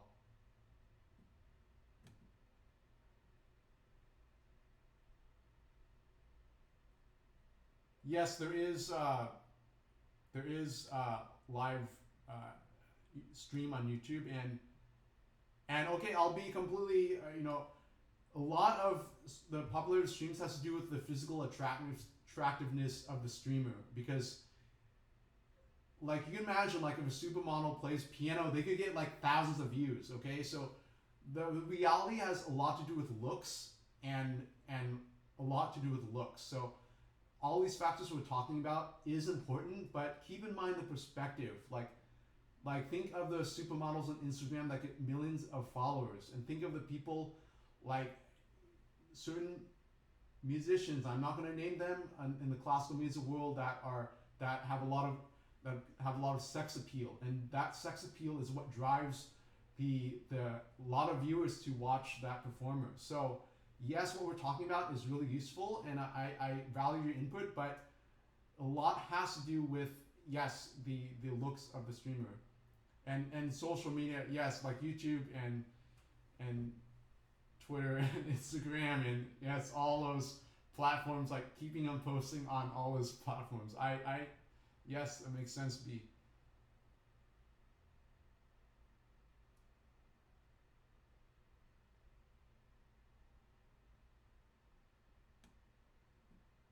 Yes, so there's a lot of factors going in to uh, being on social media, and yes, as Darren and Fletcher are pointing out. Well, the thing is, I mean, some people are simply they feel happy when they look at a person at a certain image that makes them feel happy, and then so that's the thing. Like on YouTube or on Instagram, some people they will just like following certain people because when their picture appears, the viewer they feel really happy. So it's like that emotion there. So it's, I mean, that's the way social media is. So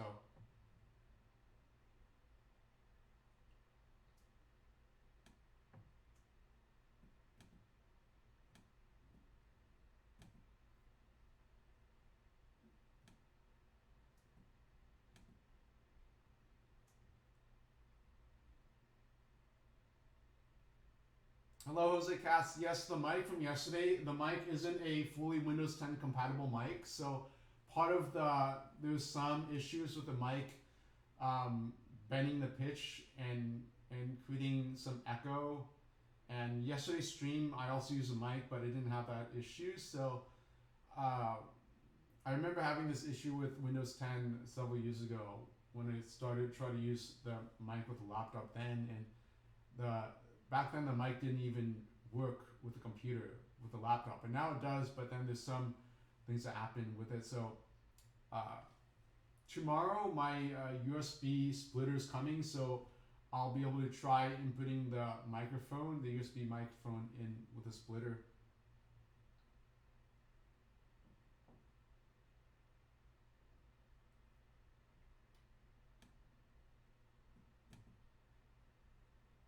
So okay, yes, we're gonna talk about this for a long time, but let's continue with the super chats with the requests here. Yes, Will Patchett, I see your point. I see your point.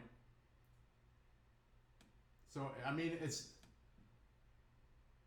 not like somebody who is not like as like a supermodel is still has chances of being popular on YouTube. I mean, a lot of views, and so yes, I completely agree and understand. So what I'm saying is that again, the other musicians on YouTube that have like 70,000 views. Okay, so uh, yes, it's possible to.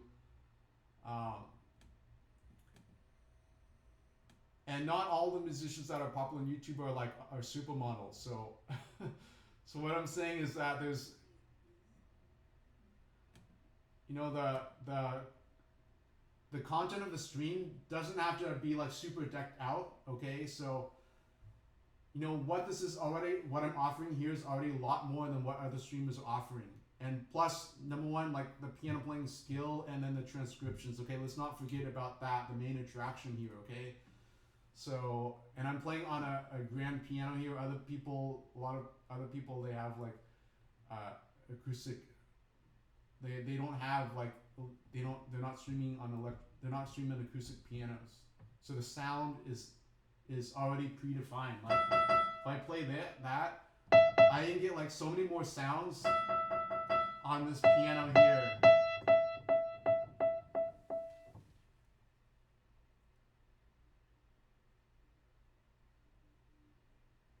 True, but the thing is, like, it's during these times, it's not going to work because people are at home, they're staying at home. So yes, I understand if if this were like a year ago and playing in a public setting, yes, and there's like the possibility of doing that. There's like a piano in Santa Monica Pier was like upright piano, but there's like it rains, so like sometimes the water damaged the piano, unfortunately.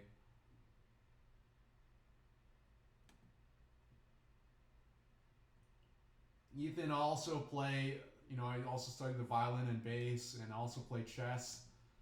I did piano chess streams where I play chess and piano at the same time, but I'm not really up to doing that because I doubt that I'm going to get as many super chats or as engagements level as doing piano chess. Like how can I like monetize piano chess? Okay, if you want to play me a chess game, you have to super chat $20.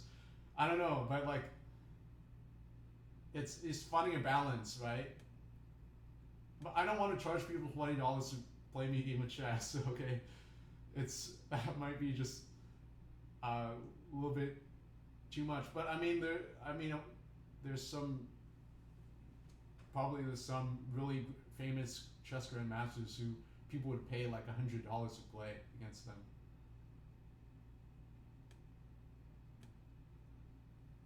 Darren, yes, I thought that's a possibility, but that charity stream isn't enabled on my channel for whatever reason. I'm able to create charity donations through streams on videos, but the fundraising live streams isn't an option for me. At least the last time I checked on my YouTube dashboard. So that charity streams isn't something that all YouTubers have. I think it's only for certain people with a certain subscription amount, it seems.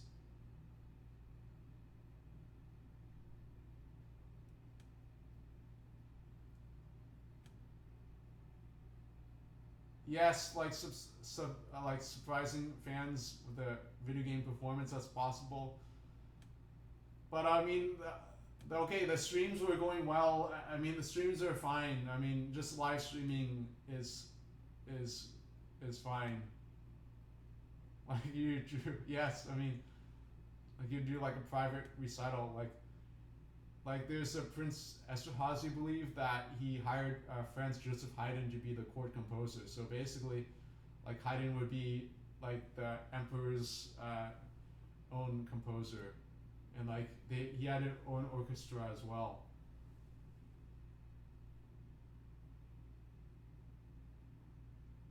Yes, I mean again, it's like there's a lot of things that can be added on to the stream, and again, is this I'm just one person, okay? I don't have like a team behind me doing all of this. I'm creating all this myself, so I just want to focus on finding a balance between what I can improve on the stream and what can be done here. So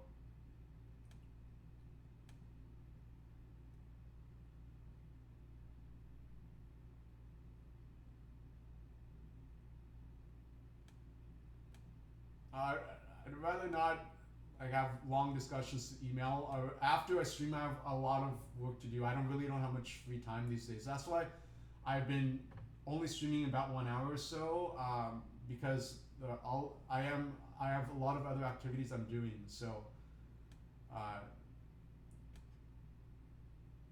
so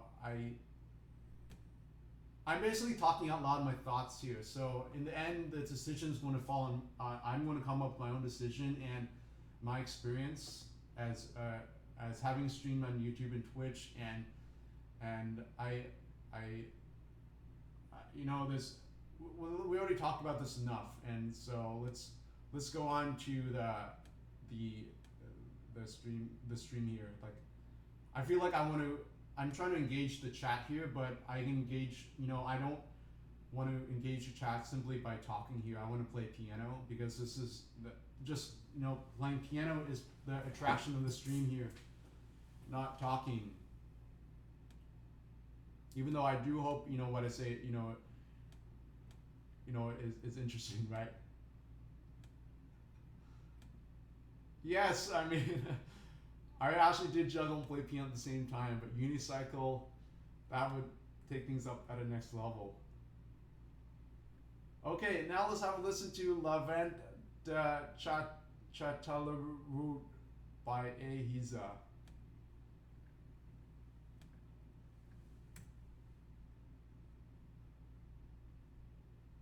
But one of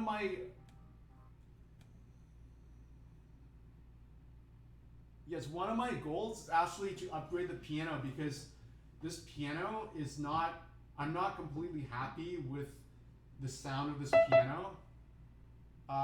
There's the Shigeru Kawai piano, that's my dream piano, and eventually that's what I want to upgrade the piano to. So hopefully, if, you know, we get enough super chats, I mean, but it's still a long ways to go to get that level. I probably need like $50,000 in super chats to upgrade the piano, because yes, this piano, it gets on my nerves a little bit, because the attack is a little bit too harsh. So it may not pick it up on the microphones, but the touch here is, there's things that can be improved upon. So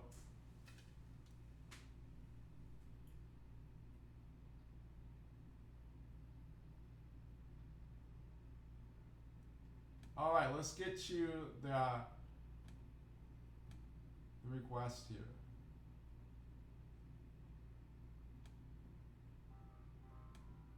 And let's all say hello to my mom, because my mom watches the streams, by the way. So let's all say hello, Mom.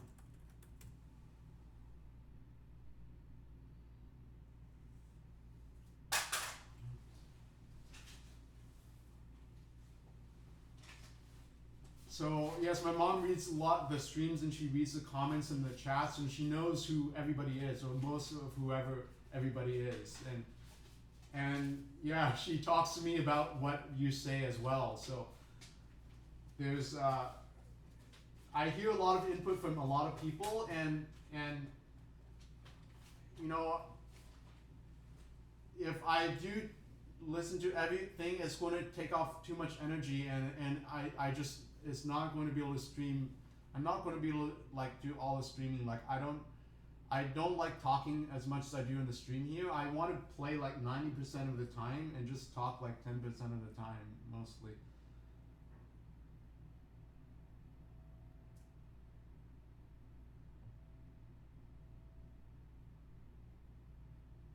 Okay, so let's get on to the request. Thank you for your kind words, everyone.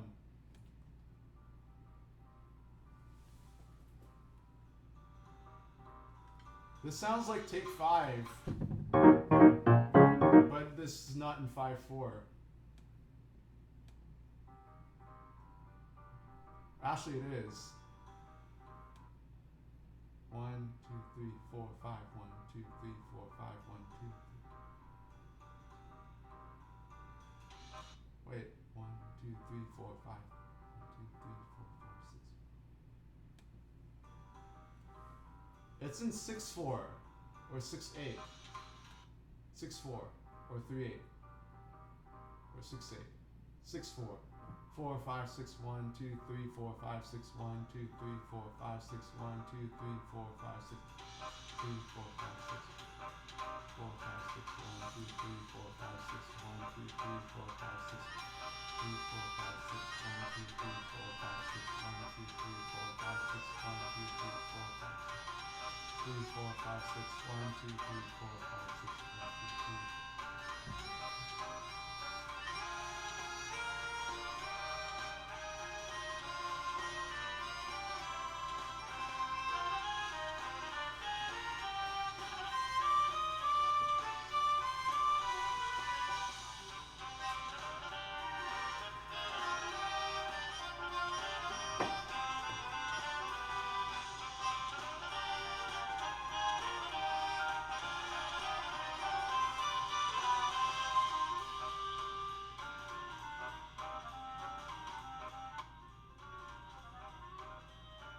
So this song has a lot of starts and stops to it. That makes it difficult to play and transcribe and learn on the piano because there's just it's really hard to predict the rhythm. There's hard to find any regularity to the rhythm. So I'm not going to be able to play this exactly what it is. I'm just going to improvise a lot of it because it's going to take hours and hours to learn this by note in the rhythm, and it's just not applicable to the stream. I mean, it's a cool piece though. It's a cool piece.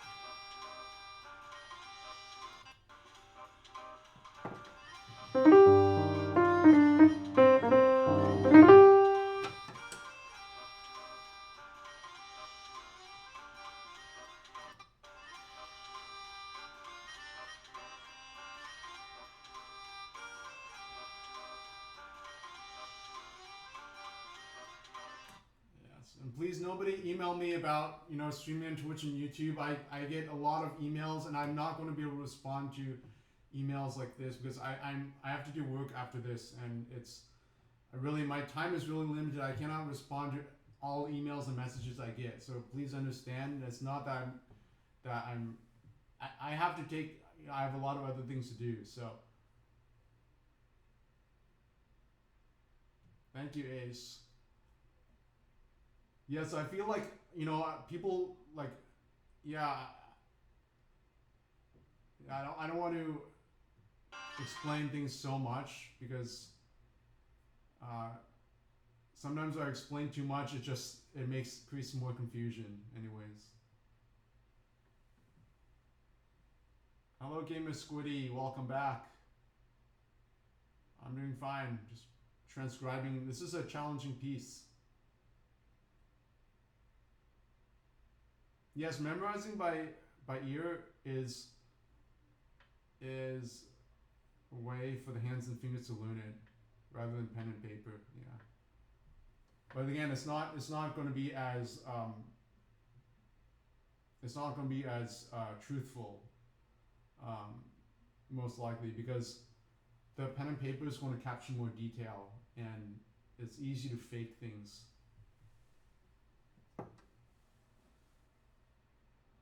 Okay, I'll write this in the chat. Yes, that was a long intermission, by the way.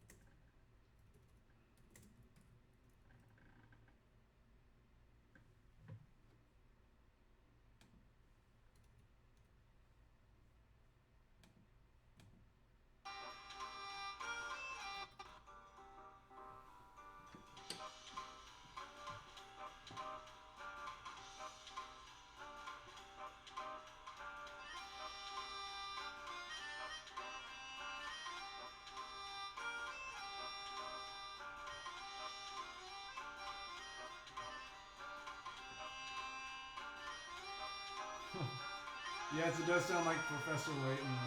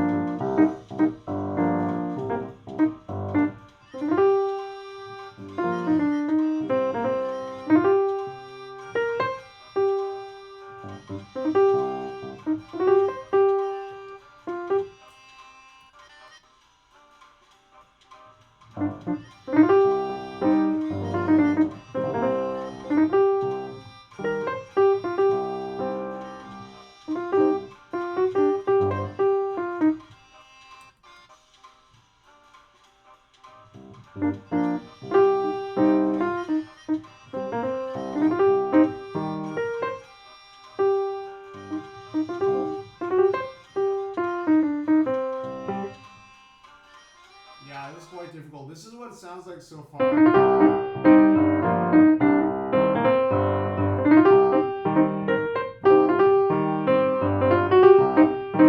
mean, I can make it sound good, but is it going to be exactly what I'm transcribing truthfully? No, it's a lot of faking. But I mean, that's what I have to do, right? I mean, I don't have time to really go into detail what every single beat is. It's just not possible. It's like I have to do a lot of faking for this. Just full disclosure.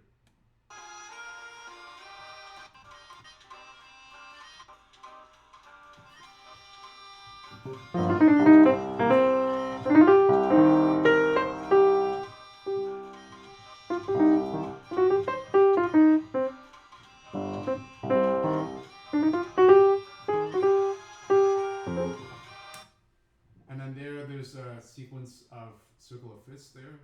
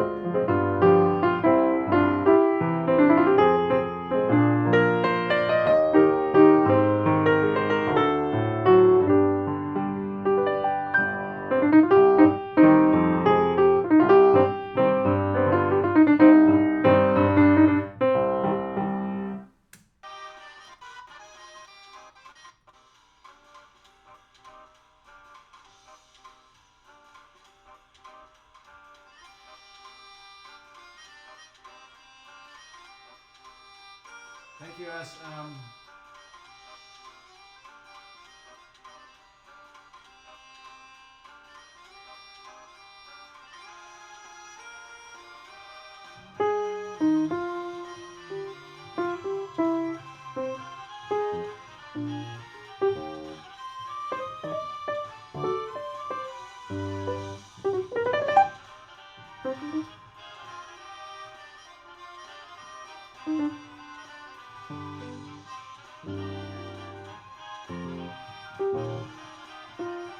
Progression with Cutman's theme.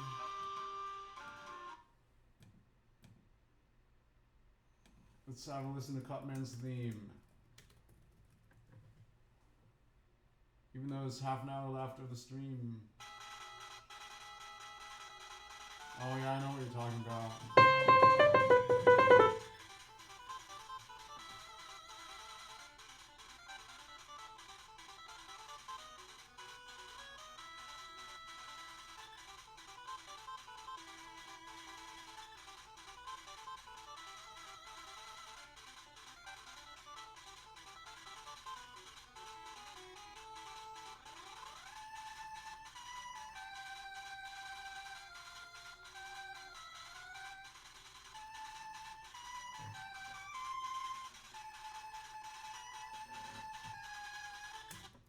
So it's that part.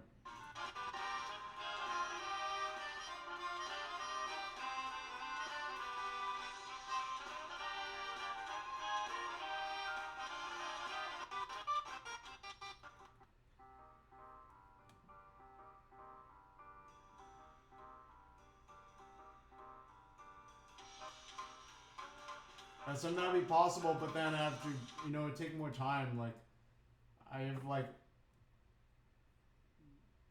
to learn it would take much more super chat funds. Like, that would be like hiring a musician to record it and play it. That would be like you know, much more like beyond the scope of the stream here. Yes, it's in C minor.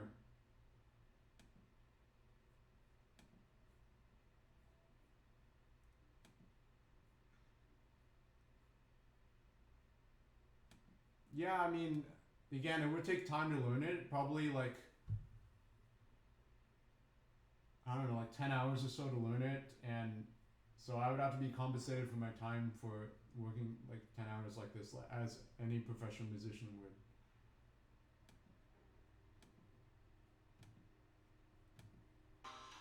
That's just the reality of musicians here, you know, it's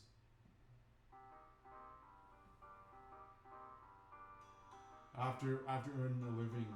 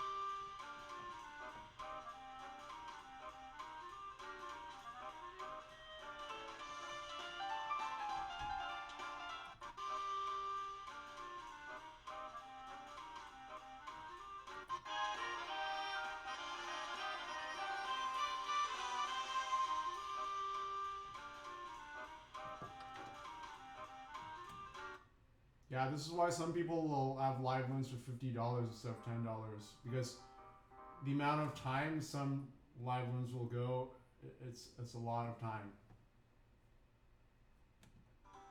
to learn something.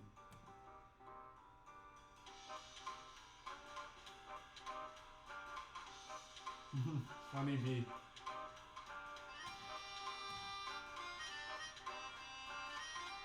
I mean, I'll do the best I can given a certain amount of time, but I'm not going to be like perfect like the transcription where when I transcribe something, I like to like transcribe the entirety of it. That's actually what I like about music because in music you can transcribe a lot of things. You can capture in the music notation what everything like more than what words can. So I like that's the way of like completing something. That's why I'm really passionate about transcription. A lot of people don't they don't take on transcription work.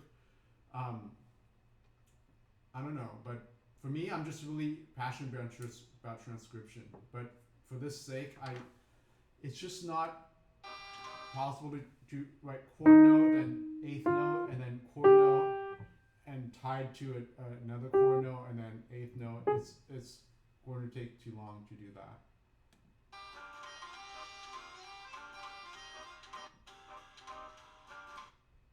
And then even if I transcribe it, I won't be able to play it because there's so much detail in the transcription that it'll take time to practice it either. So I can spend more time transcribing it, but it's going to even take me more time to learn it as well. So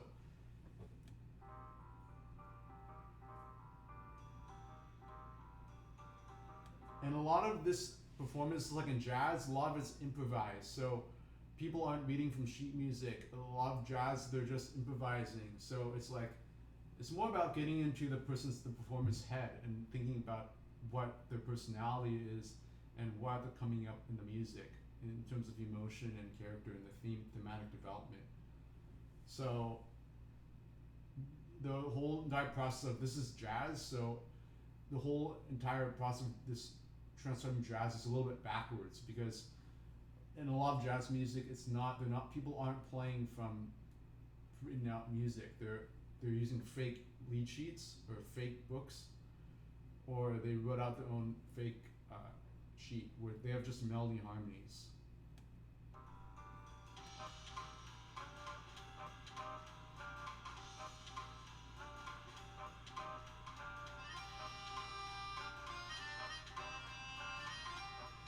Yeah, some songs are just much more harder to transcribe. Like Luma is this is more like 100 times easier to transcribe than this because there's a lot of rhythmic variety here and it's really hard to predict what's going on, the regularity of rhythm and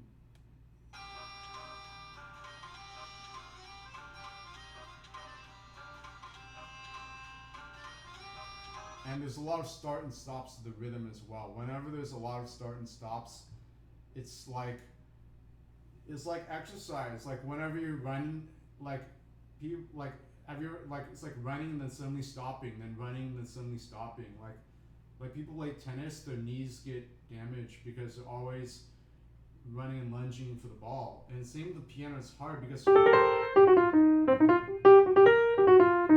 you have to stop on the key. It's not physically difficult, but to learn it and to memorize it takes a lot more time and a lot more patience.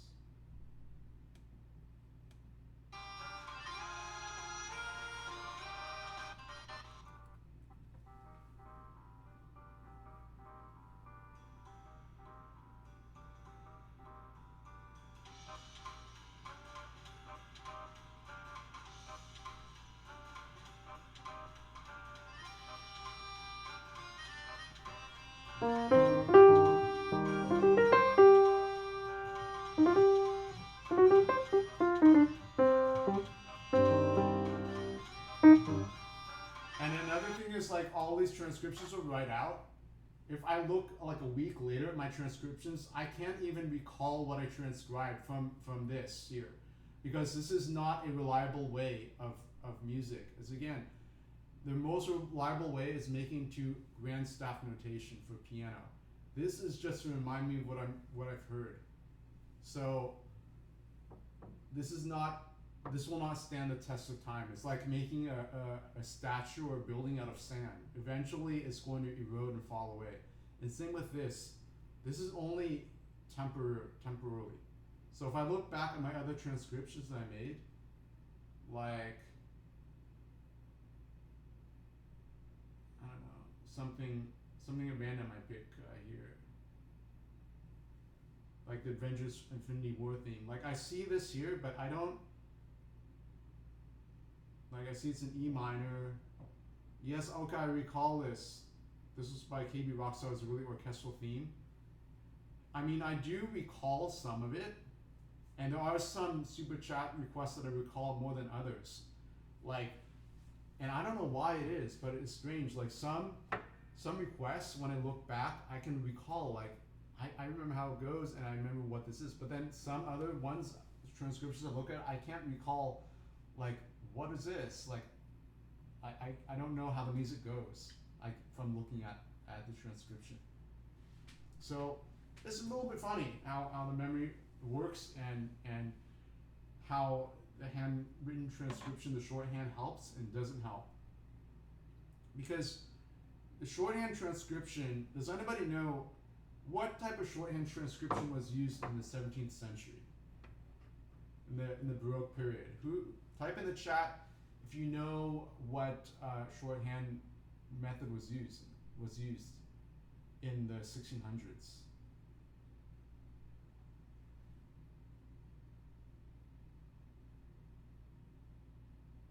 That's right, Shoes Magoo, bingo.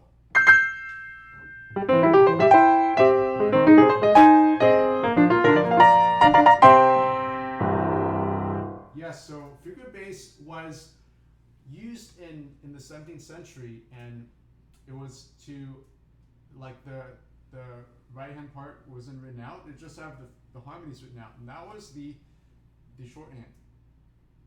Performers were expected to improvise a lot back then. So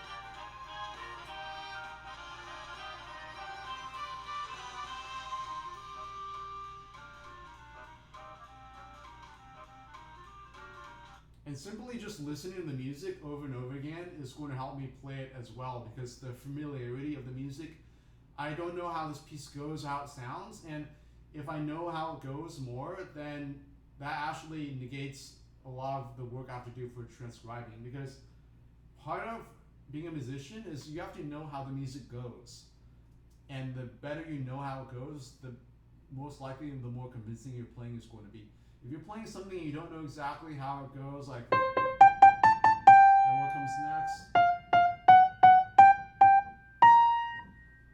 If you don't know how it goes, the playing is not going to be as convincing. But if you know how it goes,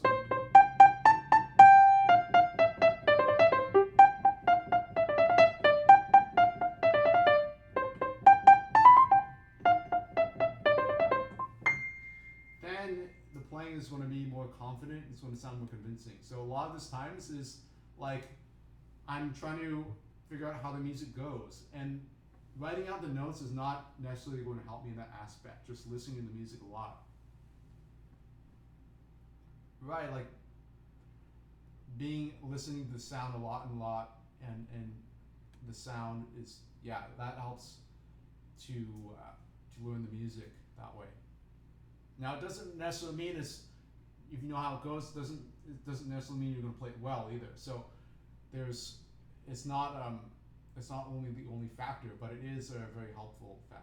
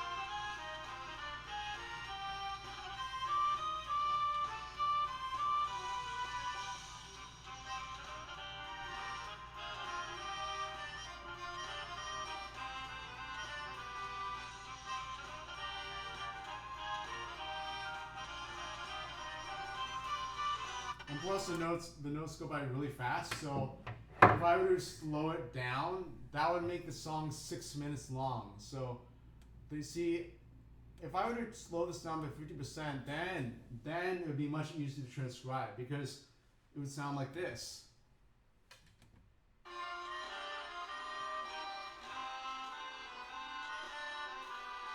And then that would be much easier to pick out the notes and transcribe it. But the nature of the song is that it's really fast paced, so I basically have to transcribe a 6 minute song, and I prefer to transcribe music that's 3 minutes or less because I don't want it to transcribe it for so long.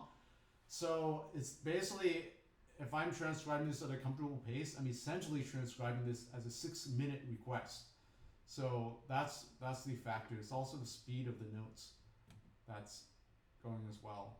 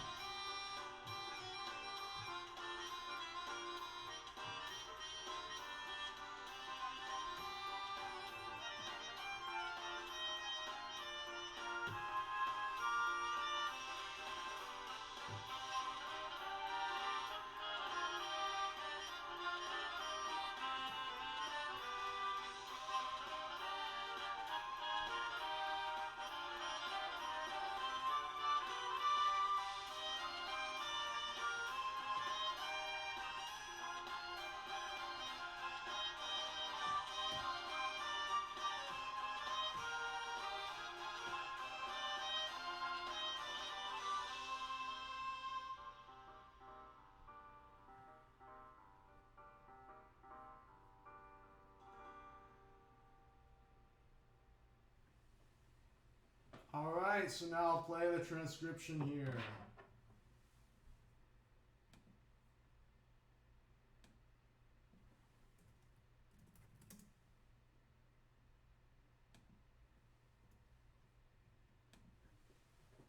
Again, I'll be doing a lot of faking, full disclosure. It's not going to be exactly what it is note for note.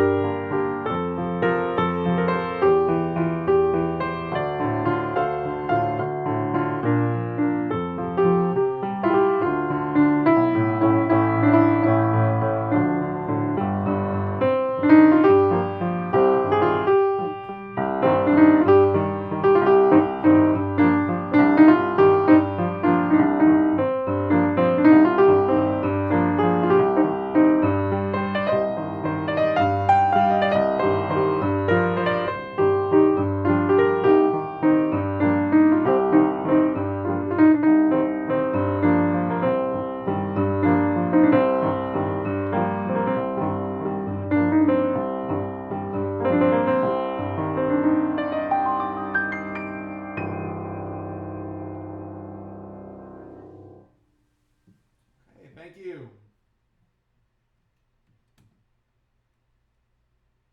So La Chateau, La Vente de la Chateau. I never heard of this. Where's this from?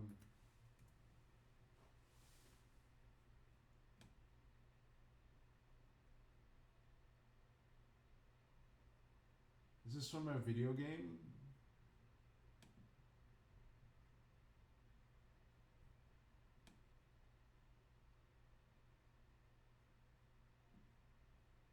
Yeah, I don't know what this music is about, how it sounds, or yeah, it's going faster than what I'm playing. Thank you, B. Thank you, David DP.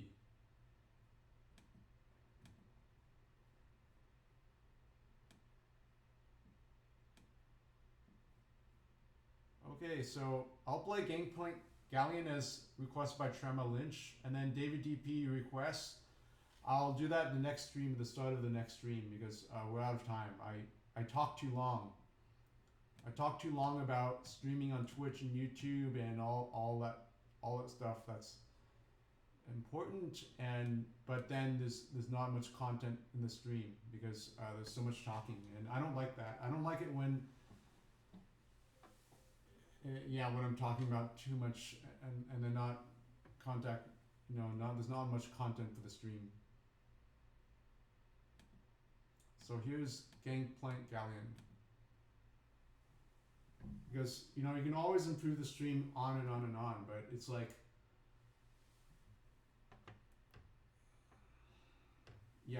there's the content. Eventually you have to work at something, and you just have to be enough is enough. You have to just do it.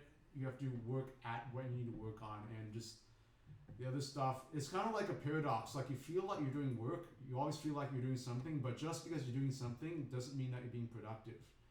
So that's one thing I learned over the years. Like, I felt like I've been busy and doing things, but just because you're doing busy things and doing something doesn't mean like you're actually making the best use of the time or you're being productive. So it's not about the activity, but it's also the choice of activity that's done.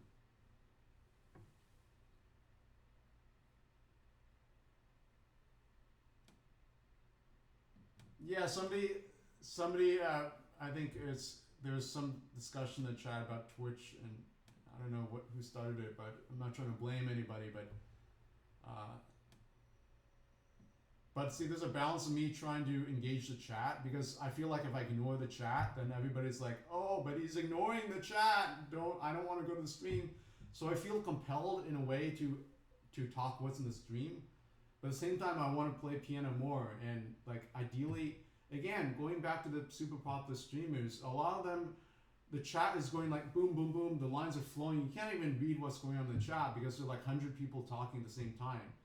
And, say that happens, there are like 1,000 people viewing the stream and everybody's chatting. There's no way I'm going to be able to reply to everybody. It's just not possible. And I'm going to, have to play piano. So, that's right, Patrick Martinez. You can't please everybody. You can't, like the 2 dislikes in the videos. Yes, some people are jealous, like, right? The people that dislike the video about the musical IQ test video I published. So, you can't, eventually it's, I'm old enough now, I'm 33 and a half. So, I'm old enough to see, in my previous years that I've lived, what was working and what could have been improving upon. And, so, I'm more like about spending time in the best ways possible. So, making better use of my time. Okay, so now play Gangplank Galleon. Well, it's actually 10 p.m., so it's pretty booming sound. And yeah, I also had a neighbors blasting a lot of bass music yesterday, and then even though I was sleeping, I could still hear the vibrations because it was coming through the floor in the bed. So there's a lot of things going on that I don't mention here, but yes, it's about knowing when to move on to keep a balance, right? Because in the past I've played a lot and then I've been criticized for not talking to chat. And then when I talk to the chat too much, I feel like I'm not playing piano, and then I don't like what I'm doing. I don't like simply just talking to the chat. I want to play piano and get things moving. So, hello TNS, welcome to the stream. And again, I really don't know who everybody's in the chat. Like, I've had some people like some people leave like strange comments and like whatnot, and like insulting comments, and you can't really tell like who everybody is in the chat. So that's the way the stream is. I mean, every stream has to go through that. That's the reality for streams. So like some people they're like 13 to 17 years old, and some people are older. So they're different on YouTube analytics. I can see the age range of people in the demographics.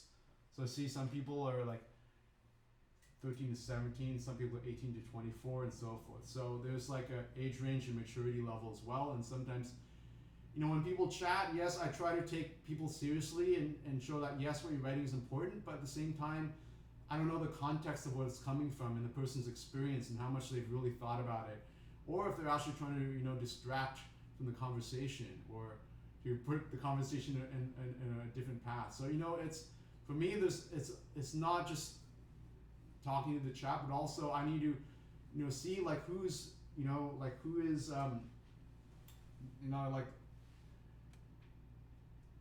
like how like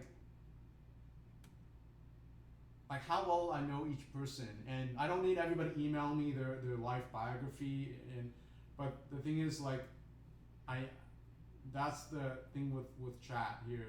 I mean, I want to do my best to interact with everybody, but I can't react to everything. That's the thing. Like we're in an age of technology where every time I get a text message or alert on Instagram or Facebook, it's like I feel like I need to spend more time not reacting to every beep and alert I see, because or else I'm not going to get any work done. The things I need to get done that are important to my life, if I just react to everything. So what I'm saying is that I do appreciate everybody's support here, but I need to like I need to find a balance between like playing and talking, and ideally like not having any devices here is better, because when I just focus on piano, I make fewer mistakes and I play better. I'm more happy with my playing.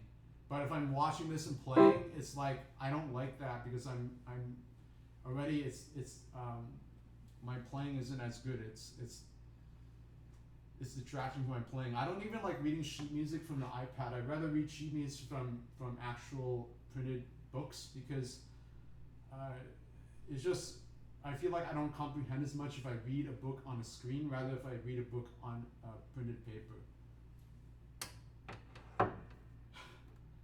David TP, yes.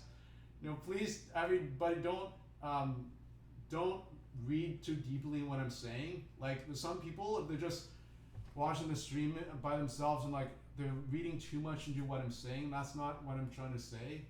But it's like, it's supposed to be fun here for the stream, and I also want to share like some insights in the music as well.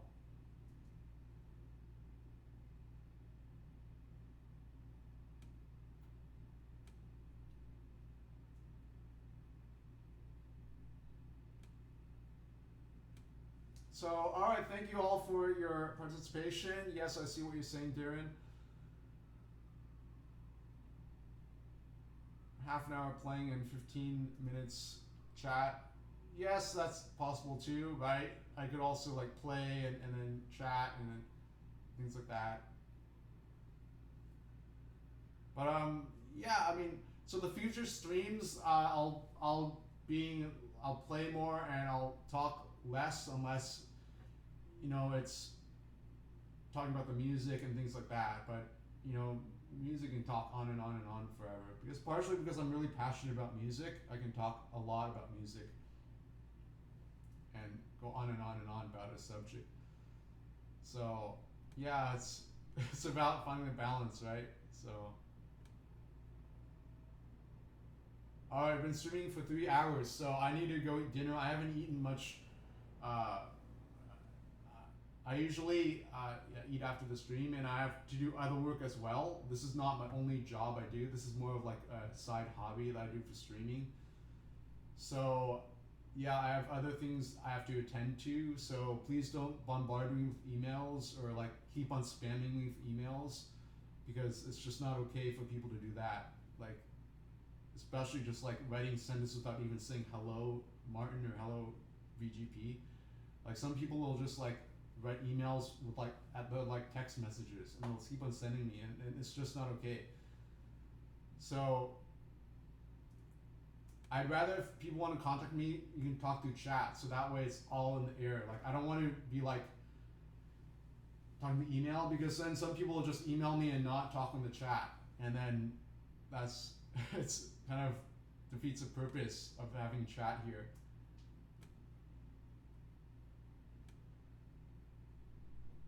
So yes, I know the setup here can always be improving, and but without piano playing, it doesn't matter if I have like a fiber optics internet cable and like the best video cameras ever. If there's no piano playing, then it's just me talking. It's okay. It's not maybe not not as fun as it could be, right? Music actually says more. I believe music can say more than what words can express. So there's a lot of things I like to express in music that I express a lot in music that that just can't be expressed in words. So that's the thing.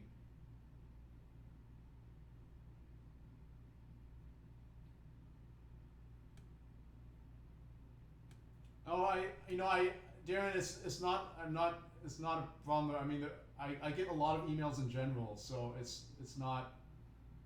I understand what you're saying. I'm just speaking generally. I'm not speaking to anything specific. I mean, I get a lot of spam emails, things I just need to unsubscribe from. Just too many emails in general. It's like the ways people can be contacted: texting, phone, Skype, Facebook, YouTube, Instagram, like several email addresses. There's just so much ways to be contacted, and it's just overwhelming sometimes, for all this, the means of communication. So it's challenging that aspect. So yeah, I mean, I just want to focus on what I need to do, because a lot of times it just takes a lot of energy for me to read and respond to emails in general. So it's just, yeah, I have a lot of projects I'm working on at the moment. So I'm working on my video game, as I mentioned before. There's still ways for me to go with the video game. I'm working on my own compositions. I'm working on transcribing Animal Crossing songs. I've transcribed like 5 p.m. music, 8 p.m., 9 p.m., the theme. I'm working on KK Bubblegum. So yes, I'm also teaching piano online as well. So and a lot of other things I'm working on too. So, and that's why I don't have time to play video games. So people ask me, "Oh, what video games are you playing?" And I don't have time for that right now. I'm actually creating video games. So yes, I bought BattleBot Galaxy, or whatever it's called. It's like you're underground and you're exploring this area. I also have Clash of Clans. I played the tutorial for that. There's also League of Legends, and it's people like that too. But I don't have time for that, and especially these games can be really addicting too. So like, I don't want to get into a game and get sucked into it, because I already, without playing any games, my life is already pretty busy already. So, and there are a lot of things I do want to create, as well as the composition and things like that in the video game. So it's about finding a balance. So no, I'm not stressing about the hobby. I'm not stressing about the stream. It's just that I didn't like how I don't want to say like, but I'd rather play piano more than talk, because the talking can go on and on and on like that. So it's the stream itself should be fun. The whole nature. The reason I started the stream is because a lot of people were staying at home and being able to watch streams, and I want to provide some entertainment for people, because a lot of live performances were canceled, a lot of sporting events were canceled. So I think when people are isolated, a lot of people, some people at least, they tend to go into their own thoughts a lot. So I guess on the stream, a lot of people can sort of get into one subject and just lock into that one subject. Whereas I want to be flexible and play piano and talk, rather than just get caught up in one subject at a time.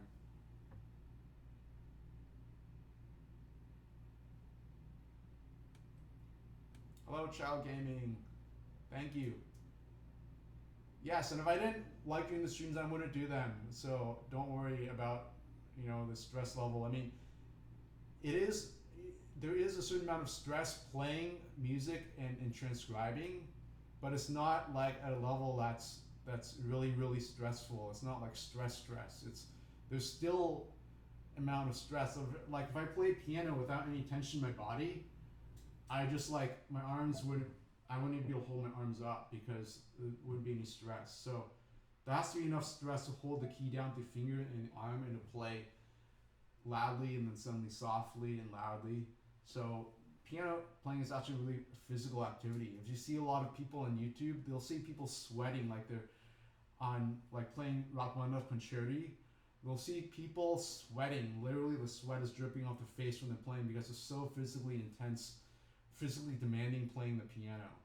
So there's that stress, but it's yes about channeling that stress, like channeling negative energy or challenging any energy into what you want to do. Like some people say like playing piano should be like you're turned on, like it's almost like sexually turned on when you're playing the piano. And a lot of people, they like watching pianists, just like as like a figure skater, like watching figure skating. So it's there's like yes, there's a lot of stress that goes there's stress that goes into playing piano, but it's like manageable stress. And yes, you have to get enough to eat and sleep and that sort of thing. So that's all part of it, right? If I make sure to eat healthy foods. I got like wheatgrass, celery, carrots, uh, basil, onions, garlic, and a lot of that I cook in a soup, and then I eat protein as well. So yes, I'm eating a really healthy diet. It's not like I'm eating chips and popcorn every day. So yes, the diet is important because that actually helps. It's like helps you play piano better and you're efficient with your work. Like so, I invest a lot in eating good quality food because I know that that helps me be better in my work and helps me make better decisions. So, I'm sure like if I didn't eat well, then I wouldn't play piano as well. I wouldn't play chess as well, or do like the musical IQ tests to score in that. So score highly in that. So it's about yes, it's stressful, but then you also need to eat well and sleep well too. So it's those aspects as well.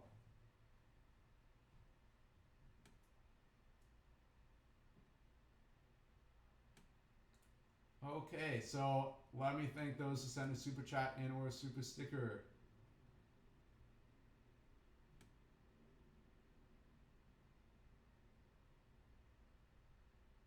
Thank you, Thank you to Mr. Bakiyama, B, SM, Shamel Lynch, David DP, Drew, SM, and again SM.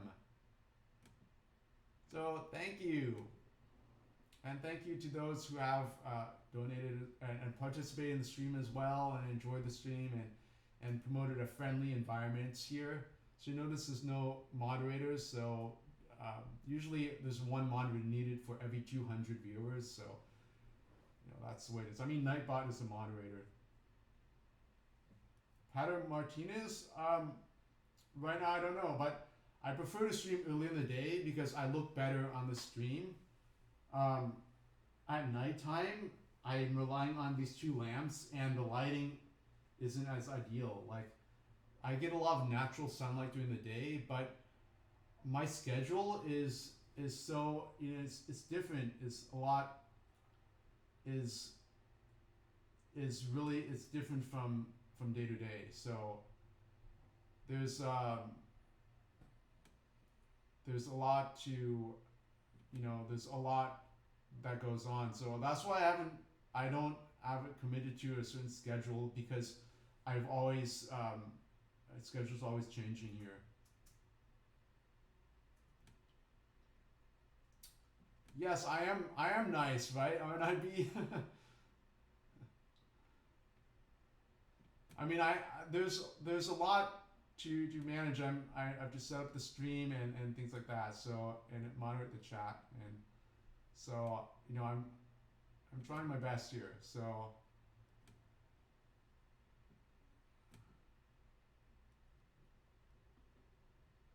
thank you, Amy. Thank you, Maxwell. So yeah, so we'll continue with the requests, the super chat requests tomorrow, with Shermal Lynch requests and David DP's request.